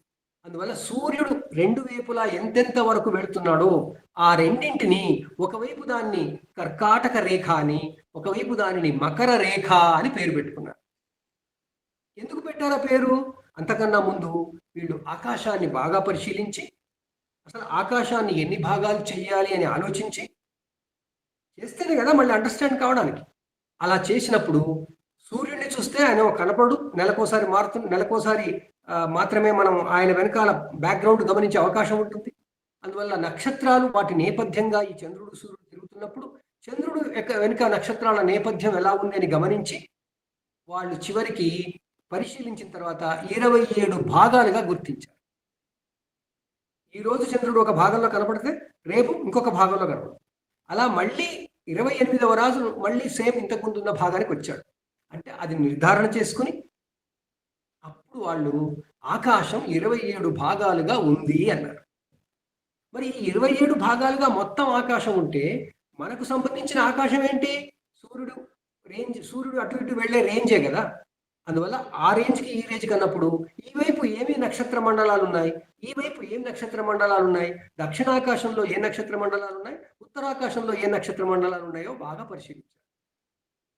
ఆ కాలంలో అన్నీ తిరుగుతున్నాయి, అసలు తిరగకుండా ఏదైనా ఉందా అని చూశారు. కొన్ని ఏళ్ళు తపస్సు చేస్తే, అంటే కొన్ని ఏళ్ళు పరిశోధిస్తే వాళ్ళకి ఉత్తరాన కొంచెం ఎత్తు మీద ఒక చుక్క కనబడి దాన్ని ధృవతారగా గుర్తించారు. ఆ ధృవతారని రిఫరెన్స్ తీసుకుంటే ఆ ధృవతార చుట్టూ కొన్ని నక్షత్రాలు తిరుగుతున్నాయి. తిరగడం అంటే గిరగిరా ఏం తిరగవు. ఈ సీజన్లో చూస్తే ఒక దగ్గర, వచ్చే సీజన్లో చూస్తే ఒక దగ్గర, కాలం మారుతుంటే ఒక దగ్గర. అలా గమనించి ఆ ఉత్తర ధ్రువ నక్షత్రాన్ని ఆధారం చేసుకుని మొత్తం ఆకాశాన్ని గుర్తించడం మొదలుపెట్టారు. అలా గుర్తించినప్పుడు వీళ్ళు గమనించింది చంద్రుడు 27 భాగాలుగా మారుతుంటాడు రోజు అని. అందువల్ల ఆ చంద్రుడు మారే భాగం ఏదైతే ఉందో దాన్ని అంతా నక్షత్రాలు ఉంటాయి, దాంట్లో ఎన్నో ఉంటాయి, వేల నక్షత్రాలు ఉంటాయి. కానీ ఆనాడు తమ కళ్ళతో చూస్తున్నప్పుడు ఏవి ప్రకాశవంతంగా కనబడుతున్నాయి, అవి ఏ ఆకారంలో కనబడుతున్నాయి, ఆకారం కూడా తెలియకపోతే గుర్తుపెట్టుకోవడం కష్టం కదా. అప్పుడు మ్యాపులు లేవు, ఫోటోగ్రఫీలు లేవు. అందువల్ల అది ఏ రకంగా కనపడుతుంది నాకు అంటే భూమి మీద నాకు ఏదో రకంగా కనపడాలి. ఆ ఏదో రకంగా కనపడే దాని ఆ రకాలు చెప్పి ఆ ఆకారాలు పెట్టి వాళ్ళు ఏం చేశారు, ఒకవైపు కర్కాటక రాశిని గుర్తించారు, మరొక వైపు మకర రాశిని గుర్తించారు.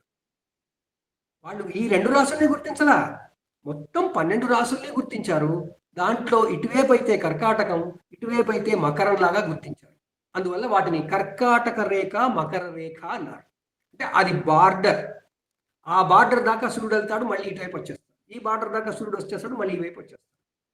ఆయన అలా తిరుగుతుంటే రాత్రి పగలు సమయం ఎలా ఉంది, ఎంతెంత ఉంది కొలిచినప్పుడు వాళ్ళకి సంవత్సరంలో ఒకే ఒక్క రోజు రాత్రి పగలు సమానమయ్యాయి అని తెలుసుకున్నారు. ఆ ఒక్క రోజుని ఈ రోజుల్లో మనం ఈక్వినాక్స్ అంటాము. వాళ్ళు మన ఋషులు విషువత్తులు అన్నారు. విషువత్. ఆ విషువత్తులు ఎప్పుడెప్పుడు వస్తాయి? వృత్తం కాబట్టి 2 సార్లు వస్తాయి. ఆ వసంత ఋతువులో ఒకటి వస్తుంది, శరద్ ఋతువులో ఒకటి వస్తుంది. 6 ఋతువుల్లో వసంతము, గ్రీష్మము, వర్ష, శరత్తు, హిమవంతము, శిశిరము, మొత్తం 6. సో మొదటి 3కి ఒకవేళ వసంతం ఆరంభం అనుకుంటే వసంత ఋతువులో వస్తుంది, తర్వాత శరద్ ఋతువులో వస్తుంది. వసంత ఋతువులో వచ్చినప్పుడు ఏం గమనించారు? దిన ప్రమాణం రాత్రి ప్రమాణం సమానమే, కానీ అంతకుముందు 3 నెలల నుంచి దిన ప్రమాణం పెరుగుతూ వచ్చింది. ఆ తర్వాత 3 నెలలకు ఇంకా పెరిగింది. ఆ పెరిగినప్పుడు ఈ సూర్యుడు మొత్తం ఉత్తరానికి కర్కాటక రేఖ దాకా వెళ్ళిపోయాడు. తర్వాత మళ్ళీ అక్కడి నుంచి ఇటువైపు వస్తున్నాడు. ఆ ఇటువైపు ఉదయించడం గమనించి రాత్రికాలం తగ్గుతుందని గమనించారు. ఈ దక్షిణం వైపు వచ్చేసరికి టోటల్గా మకర రేఖ దగ్గరికి వచ్చేసరికి అతి పొడవైన రాత్రి కనబడింది, ఇక్కడ అతి పొడవైన పగలు కనబడింది. అంటే ఈ రాత్రి పగళ్ళు సమానంగా ఉండడమే కాకుండా ఇటు అతి పొడవైన రాత్రి ఉండడం, అతి పొడవైన పగలు ఉండడం కూడా చాలా ముఖ్యంగా అర్థం చేసుకుని ఈ 4గింటిని వాళ్ళు 4 సెంటర్ పాయింట్స్ అనుకున్నారు. క్రూషియల్ పాయింట్స్ ఫర్ అర్త్కి, భూమికి. ఎంత శాస్త్రీయంగా భూమి మీద జరుగుతున్న మార్పుల్ని ఆధారం చేసుకుని వాళ్ళు నిర్ణయించారో ఆలోచించండి. ఈరోజు విపరీతమైన జ్ఞానం ఉండి, ఫెసిలిటీస్ ఉండి, అన్నీ ఉండి మనం ఏమైనా నేర్చుకుంటున్నాం. అయితే వాళ్ళు అవన్నీ సిద్ధం చేసి ఉంచారు మనకి. ఆ రకంగా జ్యోతిష శాస్త్రంలో జ్యోతిష్సులని గుర్తించిన తర్వాత జ్యోతిష్సుల గమనాగమనాలను నిర్ణయించడం కొరకు భూభ్రమణాన్ని వాళ్ళు ఆధారం చేసుకుని మనకి ఇలాంటి విజ్ఞానం ఇవ్వడం ఆరంభించారు. సో ఆకాశం 27 భాగాలు ఉంది. సూర్యుడు ఇటు నుంచి అటు వెళ్తుంటాడు, అటు నుంచి ఇటు వస్తుంటాడు. ఈ సూర్యుడు ఏ రేంజ్లో అయితే వెళ్తుంటాడో దాన్ని వాళ్ళు మొత్తం భూమి చుట్టూ ఉన్న ఒక రక్షరేఖగా, ఒక వృత్తంగా తీసుకుని దాని పేరు భచక్రము అన్నారు. ఈ భచక్రంలోనే తాము గుర్తించిన 12 రాసుల్ని పెట్టుకున్నారు. ఉత్తరం వైపు ఉండే రాసులు, దక్షిణం వైపు ఉండే రాసులు. ఉత్తరం వైపు ఉండే రాసులు ఏమిటి? మేషరాశి నుంచి కన్యారాశి వరకు ఉత్తరం వైపు ఎక్కువగా కనపడతాయి. వాటి పూర్తి స్వరూపం మనకి ఉత్తరాయణంలో ఎక్కువగా వస్తుంది. దక్షిణాయనంలో ఎక్కువగా పూర్తి స్వరూపం కనపడేవి తులారాశి నుంచి మీనరాశి. అంటే మేషరాశి తులారాశిలో మనకి డే టైం అంటే దిన రాత్రి ప్రమాణాలు సమానంగా ఉండే రోజు వస్తుంది. ఆ విధంగా మనకి అంటే రవి మేషంలోకి వెళుతున్నట్టు కనపడ్డప్పుడు అప్పుడు సమానమైంది, తులలోకి వెళుతున్నప్పుడు సమానమైంది. కాబట్టి మేష సంక్రమణం, తులా సంక్రమణం, ఈ 2 రోజులు విషువత్తులు అని నిర్ణయించారు. Equinox days. ఆ ఈక్వినాక్స్ అప్పుడు ఈ క్యాలెండర్ లేవు, సెప్టెంబర్ తారీఖు మార్చిలో ఇవి లేవు అసలు. అందువల్ల ఋతువులే ఉన్నాయి. ఆ వసంత ఋతువు తర్వాత శరద్ ఋతువు తీసుకుని ఇవి విషువత్తులని, ఏ రోజు నుంచి అయితే రాత్రి అతి పొడవైన రాత్రి ఉండి మర్నాటి నుండి రాత్రి కాలం తగ్గడం ఆరంభిస్తుందో దాన్ని పగటి కాలం పెరిగే కాలంగా గమనించి అది 6 నెలల పాటు ఉంటుందని, దాన్ని ఉత్తరాయణం అన్నారు. ఎందుకు? ఉత్తరం వైపు సూర్యుడు ఎక్కువ పూర్తిగా ఉంటాడు, ఆ తర్వాత దక్షిణం వైపు వెళ్ళడం ఆరంభిస్తుంటాడు. అందువల్ల ఉత్తరాయణం అన్నప్పుడు పగటి కాలం పెరగడం ఆరంభమవుతుంది. దక్షిణాయనం అన్నప్పుడు రాత్రి కాలం పెరగడం ఆరంభమవుతుంది. ఒక రోజుకు ఉండే రాత్రి పగలులో మీరు రోజు గమనించండి. ఈక్వల్గా ఎప్పుడవుతాయి, తర్వాత రోజు నుంచి ఎలా మారుతుంటాయి. అలా మనం గమనిస్తే మనకి ఇదంతా అర్థమవుతుంది. ఎంత చదివినా అర్థం కాదు, మనం గమనించాల్సిందే ఏదో రకంగా. ఆ విధంగా అతి పొడవైన రాత్రి కాలం ఉండే రోజుని అప్పుడు మకరంలోకి వెళుతున్నాడని, అతి పొడవైన పగటి కాలం ఉండేటప్పుడు కర్కాటకంలోకి వెళుతున్నాడని, అప్పుడు కర్కాటక రేఖ దగ్గర ఉన్నాడని సూర్యుడు, ఇప్పుడు మకర రేఖ దగ్గర ఉన్నాడని, ఆ కర్కాటక మకర రేఖల మధ్య భాగాన్నే భూమి చుట్టూ ఉన్న ప్రాంతాన్ని భచక్రము అన్నారు. ఈ భచక్రములో ఏ ఏ రాసులు నక్షత్ర మండలాలు కనపడుతున్నాయో ఆ నక్షత్ర మండలాలే మన జీవితాలని శాసిస్తున్నాయి అనుకున్నారు. అవి కాకుండా ఇంకా లేవా? ఉన్నాయి. ఉత్తరం వైపు, దక్షిణం వైపు మొత్తం ఈ 12 మండలాలతో కలిపి మనకి మొత్తం 88 నక్షత్ర మండలాలు ఉన్నాయి. నక్షత్ర మండలాలు అంటే ఏంటి? గ్రూప్ అనమాట. కొన్ని నక్షత్రాల గ్రూపు. అదొక షేప్ ఇచ్చి చూసుకుంటారు. ఏమి షేప్ ఉంటుంది, ఏది ఏ షేప్ ఉంటుంది, సంస్కృతంలో వాటి పేర్లేంటి, అన్నీ మనకు జ్యోతిష్ శాస్త్రంలో ఉంటాయి. ఆ దానికి సంబంధించే మనందరికీ తెలియాలని ఋషులు ఆనాడే ఖగోళ పరిశీలన అంతా కూడా మనకి కథలుగా చెప్పుకొచ్చారు. ఖగోళంలో ఏది కనబడుతుందో దానికి ఒక కథ పెట్టారు, కథ ద్వారా మనకి ఇచ్చారు. మనం ఈరోజు కథ మాత్రం చెప్పుకుంటున్నాం, ఖగోళాన్ని పూర్తిగా మర్చిపోయాం.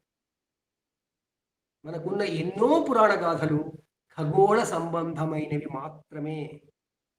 ఖగోళ విజ్ఞానాన్ని మనకి ఇవ్వడానికే. మనం ఇంకా ముందు ముందు చెప్పుకుంటాం ఇది. ఆ విధంగా మనకి జ్యోతిష్సుల పరిచయం కోసం మనం ఇదంతా చెప్పుకున్నాం. జ్యోతిష్సులు అంటే నక్షత్రాలు, అవి దూరంగా ఉంటాయి భూమికి. తర్వాత గ్రహాలు, ఈ భచక్రంలోనే ఇంకా కొన్ని మినుకు మినుకు అనకుండా అటు ఇటు తిరుగుతున్న నక్షత్ర చుక్కలుగా గుర్తించారు. అలా 5 చూశారు వాళ్ళు. 5 అలాగే కనపడుతున్నాయి ఎప్పుడు దగ్గరగా. అందువల్ల ఆ 5ని నక్షత్రాలు అనుకున్నారు, భ్రమించారు. నక్షత్రాలాగా ఉన్నాయి అన్నారు. కానీ ఆ నక్షత్రం కాదు, అది గ్రహం. ఎందుకంటే తిరుగుతోంది. ఆ తిరుగుతున్న దాన్ని గమనించి తారలలాగా ఉన్నాయి కాబట్టి తారాగ్రహములు అన్నారు. అవన్నీ 5 గుర్తించారు వాడు. ఆ 5ని కలిపితే పంచతారాగ్రహములు అన్నారు. అంటే జ్యోతిష్సులని నిర్వచించుకున్నప్పుడు, వాటిని ఏమిటి అని నిర్ధారించినప్పుడు, అనంతంగా కనపడే ఆకాశంలో ఉన్న నక్షత్రాలన్నింటినీ కలగలిపి 27 భాగాలు చేసి, ఒక్కొక్క భాగానికి ఒక్కొక్క నక్షత్రం పేరు పెట్టి 27 నక్షత్రాలు ఒక ఆకాశం మొత్తం అని. ఒక నక్షత్రం అనగానే మనకు తెలిసిన చూస్తున్న ఆ ఒక్క నక్షత్రం కాదండి. జ్యోతిష శాస్త్రంలో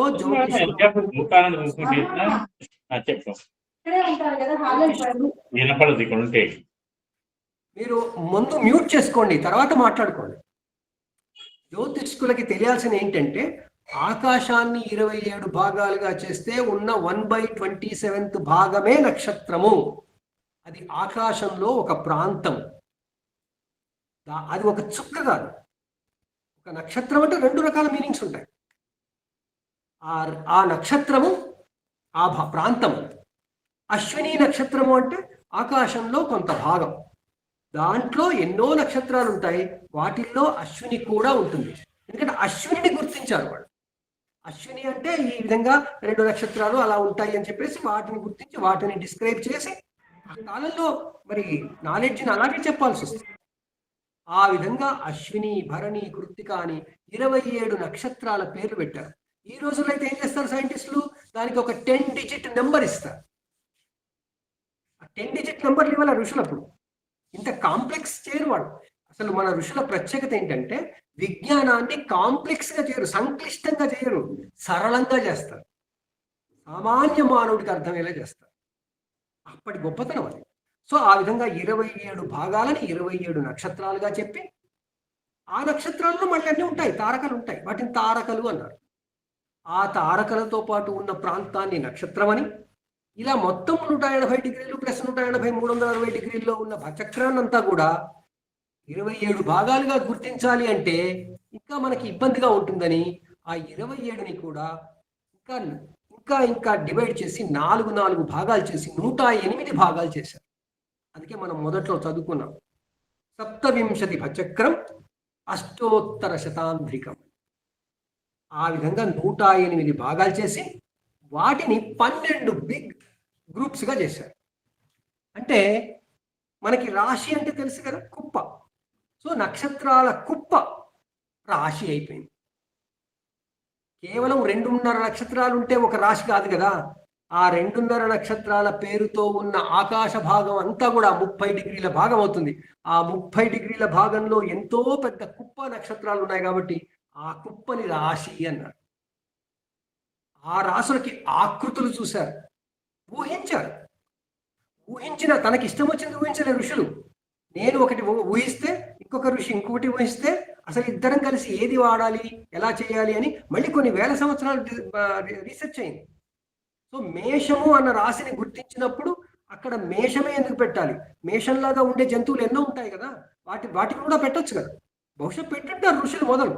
కానీ అందరూ కలిసి కాన్ఫరెన్స్ అయిన తర్వాత నిర్ధారణ చేసేటప్పటికి వచ్చే వరకు ఆ నక్షత్ర భాగంలో ఉదయించినప్పుడు ఆ నక్షత్ర భాగం ప్రభావం మన మీద పడుతుంది అనుకున్నప్పుడు ఆ మేషానికి సంబంధించినటువంటి ఏదో మనలో ఉందనే తెలుసుకొని వాటన్నింటికి ఒక్కొక్క దానికి సవివరంగా మనకు తెలిసిన జంతువులని ఆపాదించారు.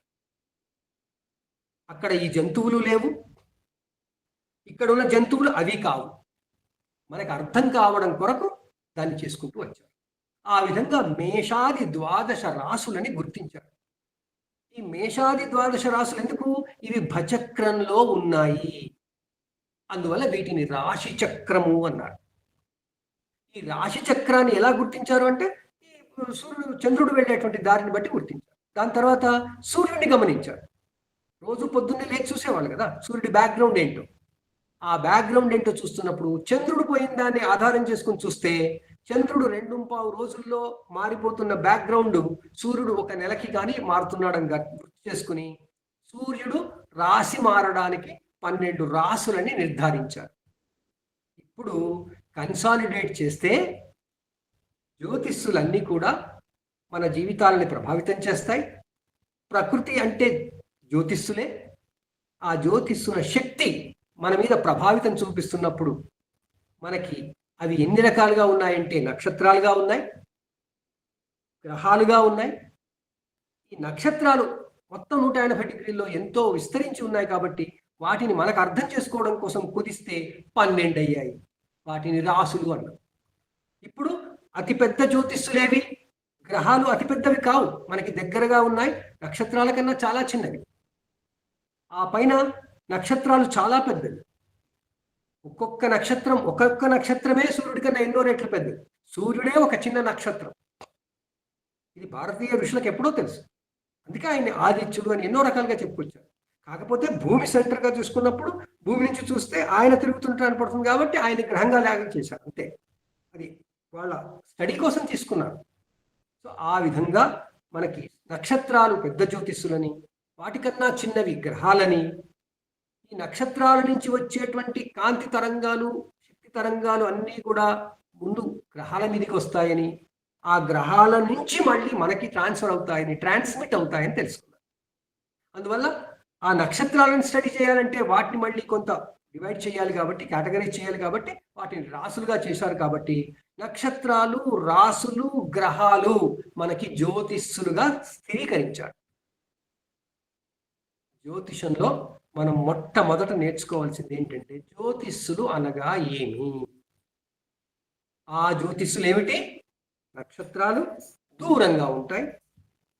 తర్వాత ఆ నక్షత్రాలు, కొన్ని నక్షత్రాలు కలిస్తే వచ్చేది రాసులు. అవి నక్షత్రాలే పెద్దవన్నప్పుడు నక్షత్రాలు కలిసి ఉన్న ప్లేస్ కాబట్టి అది ఇంకా పెద్ద జ్యోతిష్ అయిపోయింది. వాటి తరువాత మన భూమి చుట్టూ ఉన్నటువంటి రేంజ్లో ఏమున్నాయంటే గ్రహాలు. అసలు ఈ గ్రహాలు ఎలా ఉన్నాయి, మనకి రోజు తిరుగుతున్నట్టు ఎందుకు కనబడుతున్నాయి, దీన్ని వాడు బాగా పరిశీలించారు.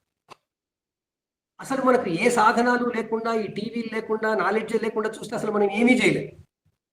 మరి వాళ్ళు అది ఆ కాలంలోనే వాళ్ళు ఏముందో గమనించి, ఆ నీడల కోసం పట్టుకుని, సూర్యుడి నీడను పట్టుకుని, ఆ నీడ ఎలా పోతుందని గమనించి, ఎన్ని రకాలుగా అవస్థలు పడ్డారో మహర్షులు. చివరికి ఏం చేశారంటే ఈ మొత్తం జ్యోతిష్యులన్నీ కూడా శక్తి స్వరూపాలు అని తెలుసుకున్నారు. అంతా ఎనర్జీ కదా. ఈరోజు సైన్స్ ఏం చెప్తోంది? ఎంటైర్ యూనివర్స్ ఇస్ ఎనర్జీ అన్నారు, శక్తి అన్నారు.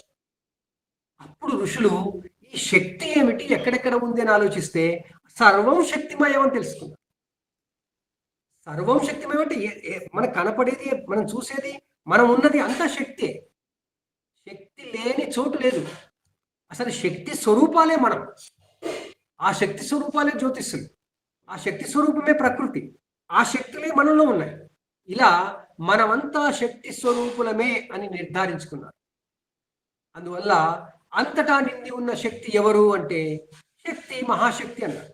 ఇలా మహాశక్తి అంటే లాభం లేదు. మనుషులకి ఏం కావాలి? ఎప్పుడు ఏదో ఒకటి టార్గెట్, ఒక మాధ్యమం కావాలి అర్థం చేసుకోవడానికి.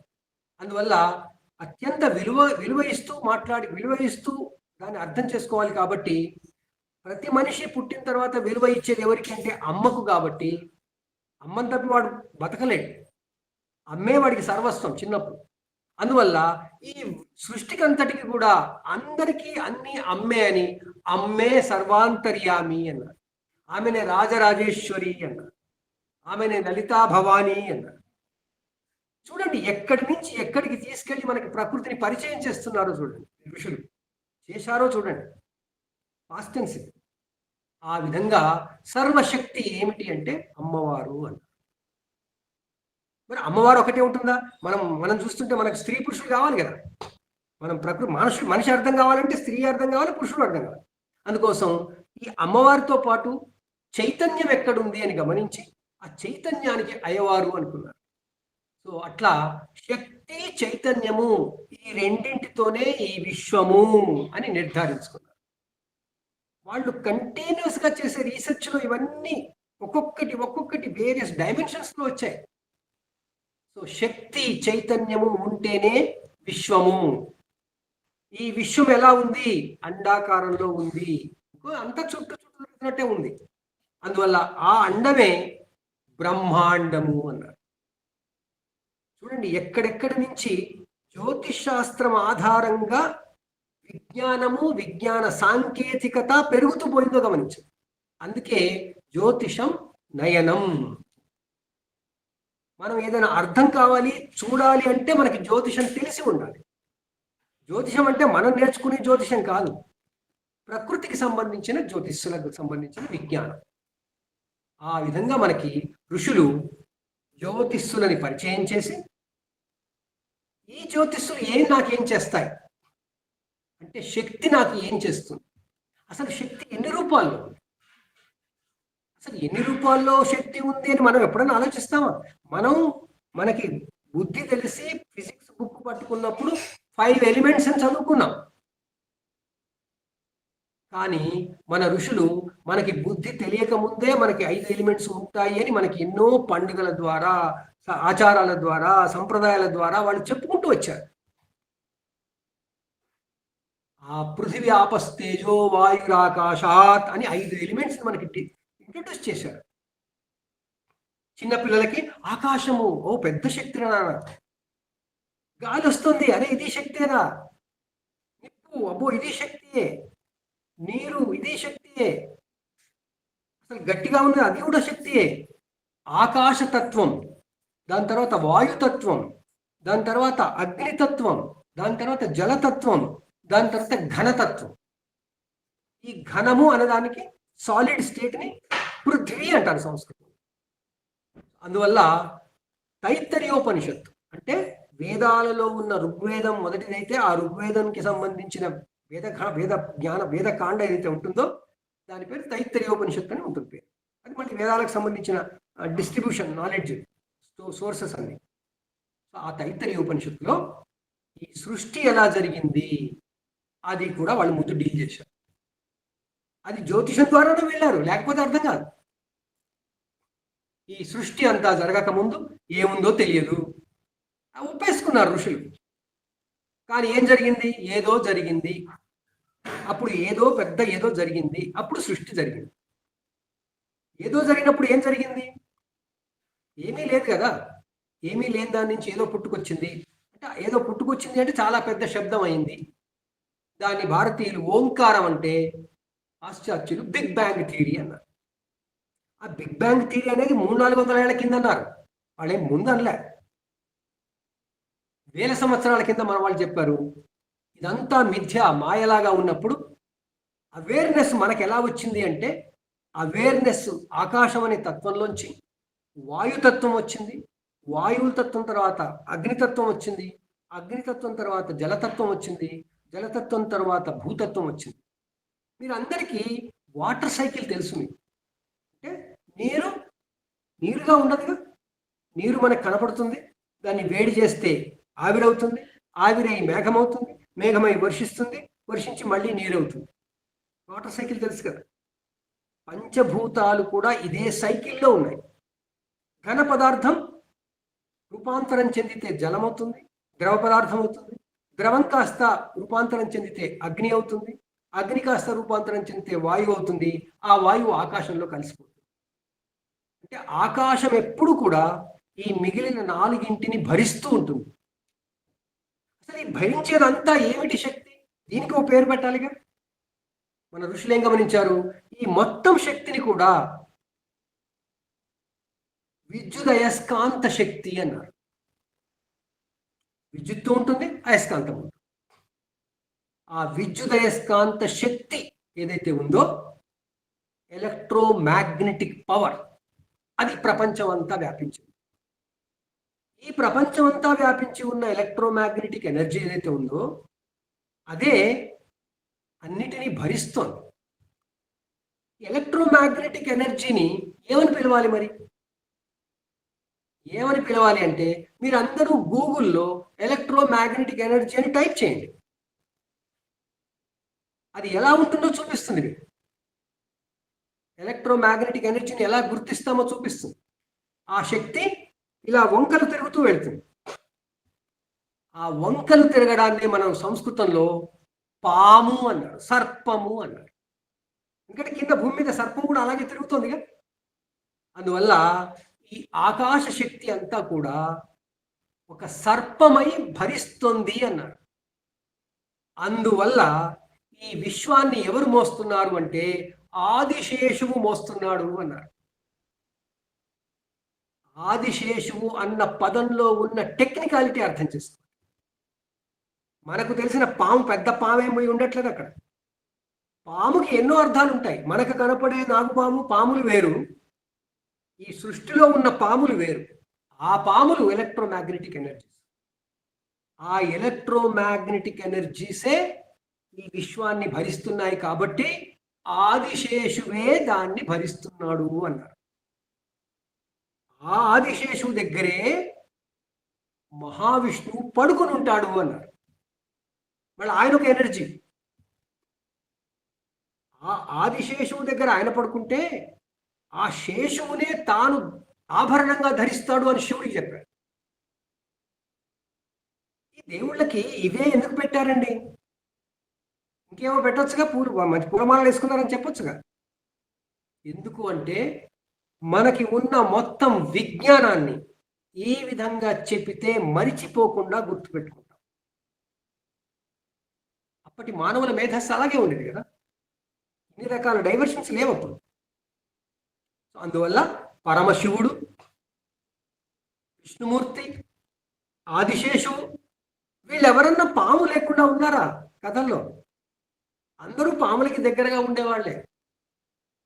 సో ఆ విధంగా ఎలక్ట్రోమాగ్నెటిక్ ఎనర్జీయే మనకి దేవుళ్ళ రూపంలో కూడా చెప్పారు.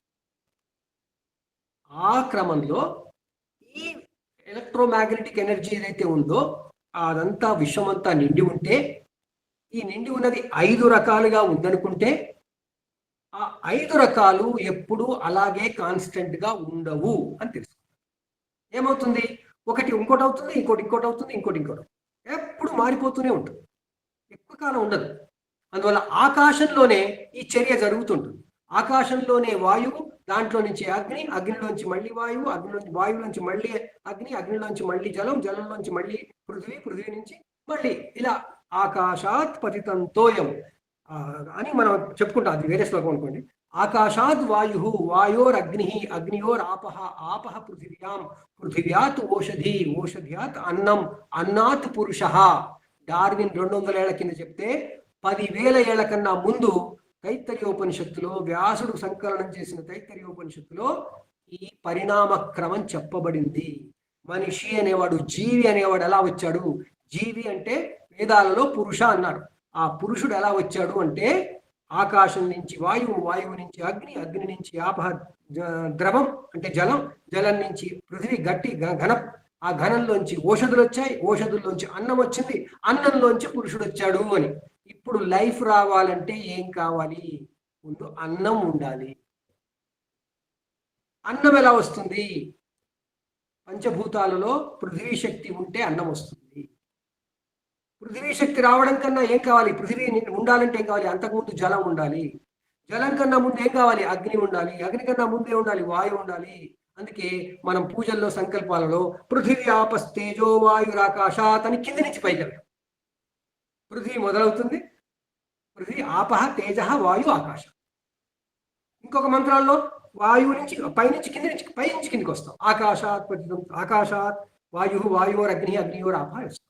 ఈ విధంగా అత్యంత క్లిష్టమైన భౌతిక శాస్త్ర విజ్ఞానాన్ని, భౌతికము అంటే కేవలం భూమికి సంబంధించింది, కానీ నేను చెప్పేది విశ్వానికి సంబంధించి ఈ విశ్వ భౌతికం. ఆ విశ్వ భౌతిక శాస్త్రంలో ఉన్న నాలెడ్జ్ని మన వాళ్ళు అతి సింపుల్గా, చాలా సరళంగా మనకి ఏం చేశారు? ఈ విధంగా ఉంటుంది, ఇది జ్యోతిష్సులు, ఇది ఇది ఈ విధంగా మనం పుట్టుకొచ్చాము, మనం ఈ విధంగా పరిణామ క్రమం చెందాము అని చెప్పుకుంటూ వచ్చాము. ఇలా చెప్పిన తర్వాత మరి మనం ఎవరం అవుతాము? మనం ఈ శక్తిలో భాగం అవుతాం. మనం ఎవరము? పంచభూతాత్మికము అన్నారు. మళ్ళీ మనం పంచభూతాలమే కదా. ఆ పంచభూతాల షేపులు మారుతున్నప్పుడు మనం ఒక పంచభూతం, అన్ని కలిపిన పంచభూతమై కూర్చున్నాం. అంటే జీవరాశులన్నీ కూడా 5 రకాల ఎలిమెంట్స్ శక్తి ఉన్నటువంటి ఒక రూపం అవుతుంది, ఒక మినియేచర్. దీంట్లో అన్నీ ఉంటాయి. అన్నీ ఉన్నాయా? మరి మీరు మళ్ళీ సైన్స్కి వెళ్ళి చూడండి. మనకు తెలిసిన సైన్స్ దాంట్లో ఏముంది? ఒక మనిషి అంటే మనిషిలో ఎంత ద్రవం ఉంది, ఎంత పర్సెంటేజ్ వాటర్ ఉంది, లిక్విడ్ ఉంది మనిషిలో, మనిషి బాడీలో ఎంత పర్సెంటేజ్ వాయువు ఉంది. అసలు మనిషిలో ఉన్న 5ంటిని ఎలా గుర్తించాలి? ఒక మనిషి కనపడుతుంటే హట్టకట్ట మంచి కనపడుతుంటే మనిషి అంటాం, కానీ ఆ మనిషిలో ఉన్నది ఏమిటి అసలు? దీన్ని ఎగ్జామిన్ చేయాలి కదా. అంటే మనిషి శరీరం దేంతో చేయబడింది? మనిషి శరీరం పుట్టినప్పుడు ఎంతుందో అంతే ఉండట్లేదుగా, పెరుగుతోందిగా. ఎలా పెరుగుతోంది? మళ్ళీ ఇవన్నీ సైన్సే కదా. ఈ సైన్స్ అంతా గుర్తించి, గమనించి, శాస్త్రీయం చేసి మనకు అందించిన విజ్ఞానమే భారతీయ జ్ఞాన పరంపర. ఇవాళ ఇవ్వలేదు, అది వేల సంవత్సరాల కింద ఇచ్చారు. ఆ క్రమంలో జ్యోతిష్ శాస్త్రంలో మనం గమనించేది ఏంటి అంటే, ఈ పంచభూతాలు సేమ్ రూపంలో ఎప్పుడు ఉండవు, మారిపోతూ ఉంటాయి. ఆ మారిపోతున్న క్రమంలోనే జీవితంలో మనుషులనే వాళ్ళ శరీరాలు కూడా స్థిరంగా ఉండవు. పెరుగుతాయి పెరుగుతాయి పెరుగుతాయి, తర్వాత తరుగుతూ తరుగుతూ తరుగుతూ పోతాయి. అందుకే మనం శరీరం శిథిలమైంది అంటాం, చనిపోతుంది. ఈ పదాలను ఎందుకు వాడం? ఫిజిక్స్ వాడుతున్నాం మనం. Astrology is a super physics అండి. మనం అనుకునే జ్యోతిష శాస్త్రం విశ్వ భౌతిక శాస్త్రం. ఆ విధంగా మనకి జ్యోతిష్యులకి సంబంధించిన విజ్ఞానం నేర్చుకునే ముందు ఈ నేపథ్యం తెలియాలి. సో మనకి 5 పంచభూతాలు ఉన్నాయి, తర్వాత చైతన్యం ఉంది. ఈ రెండే కలిపే మనకి సృష్టిలో అన్నీ ఉన్నాయి అని. ఈ అన్నీ ఉన్నప్పుడు మరి మనం అసలు మనకేం కావాలి? ఇదంతా ఎలా ఉంటే మనకేంటి? మనకేం కావాలి? ఎప్పుడు నేను కంఫర్టబుల్గా ఉండాలి. ఎవరైనా కోరుకునేది అదే కదా.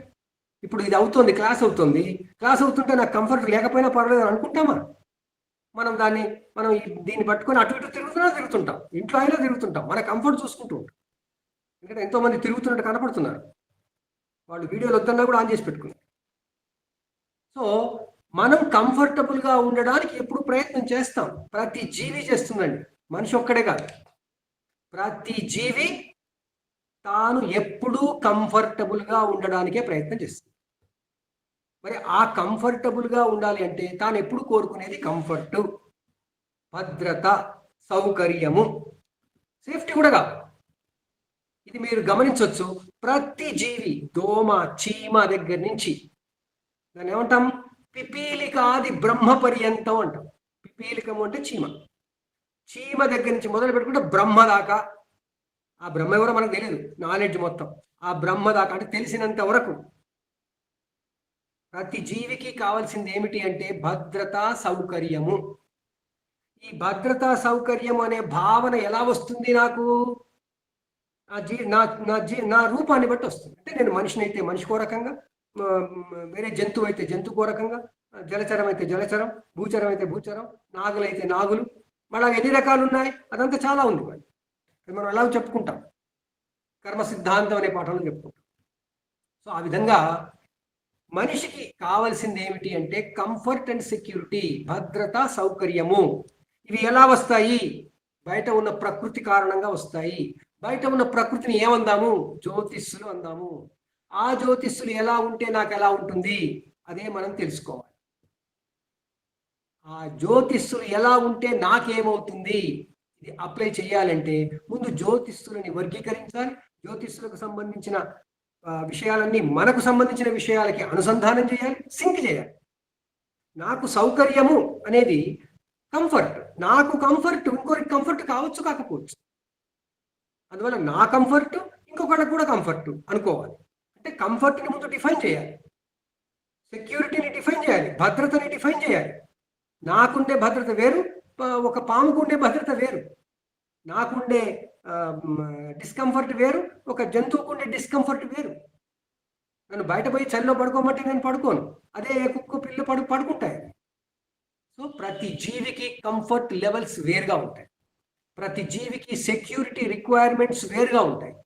అందువల్ల ప్రతి మనిషికి, వీళ్ళు మనుషులే కాన్సన్ట్రేట్ చేశారు, అనవసరంగా వాళ్ళ నాలెడ్జ్ని, వాళ్ళ తపస్సుని వేరే వాటి కోసం వదిలిపెట్టలే. వేరే వాడిని అవి బాగుంటే చాలని దండం పెట్టేశారు. మనిషి కోసం మాత్రం శ్రమపడి ఈ మనిషికి కావలసిన సౌకర్యము, భద్రత అనేవి ఈ ప్రకృతి నుంచి వస్తాయి. ఈ ప్రకృతి అంటే వెలుగులు, వెలుగులు అంటే జ్యోతిష్సులు, జ్యోతిష్సుల కారణంగా నాకు భద్రత, సౌకర్యము వస్తుంది జీవితంలో అని తెలుసు. మరి దాన్ని అనుసంధానించడం ఎలా? పోనీ మనిషి పుట్టినప్పుడు ఒక రకంగా ఉంటే ఎప్పుడు అలా రకంగా కాన్స్టెంట్గా ఉండట్లేదుగా. పుట్టిన క్షణంలో మనిషి ఆల్మోస్ట్ 1 ఫీటు 2 ఫీట్లు ఉంటాడు, తర్వాత 6 ఫీట్లు 7 ఫీట్లు అవుతాడు. మరి ఈ మనిషికి కంఫర్ట్ని ఎలా డిఫైన్ చేయాలి? ఏ లెవెల్లో ఏం కంఫర్ట్, ఏ లెవెల్లో ఏది డిస్కంఫర్ట్, అలా వాళ్ళు గమనించి అసలు జీవితం అంటే ఏందో నిర్ధారించి, నిర్వచించి డిఫైన్ చేశారు. వాళ్ళు లైఫ్ అంటే ఏందో డిఫైన్ చేశారండి. ఆ డెఫినిషన్ ఇచ్చిన తర్వాత ఆ డెఫినిషన్తో శక్తులు, బయట ఉన్నటువంటి ఈ శక్తి ఏదైతే ఉందో, లేదా జ్యోతిష్సులు ఏవైతే ఉన్నాయో, జ్యోతిష్సులకి మళ్ళీ దీనికి అనుసంధానం చేసి, ఓహో ఆ జ్యోతిష్సులు అలా ఉన్నప్పుడు నాకు ఇలా ఉంటుంది, అవి ఇంకో రకంగా అయితే నాకు ఇలా అవ్వచ్చు అని వాళ్ళు జ్యోతిష్సుల శక్తిని తమకు అన్వయించుకునే క్రమంలో, తమ సుఖము భద్రతకి అన్వయించుకునే క్రమంలో, సుఖము భద్రత అన్నప్పుడు సుఖం కానిది అంటే దుఃఖము, భద్రత అంటే అభద్రత, ఇవి వాటితో పాటే ఉంటాయి, కాయిన్కి 2 వైపులుగా. సో అందువల్ల సౌకర్యము భద్రత, అసౌకర్యము అభద్రత, ఈ రెండిటికి అక్కడ జ్యోతిష్సులకి సంబంధాన్ని అంటగట్టి, దాన్ని నాకు సౌకర్యము భద్రత అంటే ఏ జ్యోతిష్సుని ఎలా తెలుసుకోవాలి అని ఒక క్యాలిక్యులేషన్స్ పెట్టి వాళ్ళు చివరికి మనకి జ్యోతిష శాస్త్రం యొక్క విజ్ఞానాన్ని ఇచ్చారు. జ్యోతిష్ శాస్త్రము అంటే ముందు మనం జ్యోతిష్యులు అంటే డిఫైన్ చేయాలి, ఎనర్జీ అంటే డిఫైన్ చేయాలి, అసలు మన లైఫ్ అంటే ఏందో కూడా డిఫైన్ చేయాలి. ఇవన్నీ చేస్తే కదా ముందుకెళ్ళేది. అందుకే మనం బాలశిక్ష చదువుతున్నాం. బాలశిక్షతో మొదలు పెడితేనే మనకి ఈ మొత్తం విజ్ఞానం అర్థం కావడానికి కావలసినటువంటి బేస్ వస్తుంది, ఆధారం వస్తుంది, మూలాధారం కలుగుతుంది. ఆ మూలాధారాన్ని గమనించి జ్యోతిషం అనే శాస్త్రానికి ఋషులు ఎంతో శ్రమించి కష్టపడి ఇదంతా పరిశీలించి తపస్సు చేసి మనకి సాధనాలు అందించారు. సాధనాలు అంటే టూల్స్ ఇచ్చారు, డిఫైన్ చేశారు. అది అర్థం చేసుకోవడానికి టూల్స్ ఇచ్చారు, అది కరెక్ట్ మెజర్ చేయడానికి టూల్స్ ఇచ్చారు. అంటే జ్యోతిష్యుల ప్రభావాన్ని అర్థం చేసుకుని, జ్యోతిష్యులని గుర్తించి, జ్యోతిష్యుల ప్రభావాన్ని అర్థం చేసుకున్న ప్రభావాన్ని అన్వయించుకోవడానికి కావలసిన ప్రోగ్రామింగ్ అంతా కూడా మనకి జ్యోతిష శాస్త్రము అనేటువంటి విజ్ఞానంలో ఇచ్చారు. ఇది ఈనాటి వరకు చెప్పుకుందాం. వచ్చే వారం ఈ జ్యోతిష శాస్త్రము ఇంకా ఎన్ని భాగాలు ఉంటుంది, ఈ ఋషులు మనకి ఏమి సాధనాలు ఇచ్చారు, ఏమి టూల్స్ ఇచ్చారు, ఆ టూల్స్ని మనం ఎలా అర్థం చేసుకోవాలి, ఈ విషయాలన్నీ మనం వచ్చే వారం చెప్పుకుందాం. ఇప్పుడు సమయం అవస్తోంది. అయినా ఎవరికైనా ఏమైనా సందేహాలు ఉంటే ఒక 3-4 నిమిషాల్లో మనం ఆ సందేహాలు తీర్చుకుందాం. శుభమస్తు.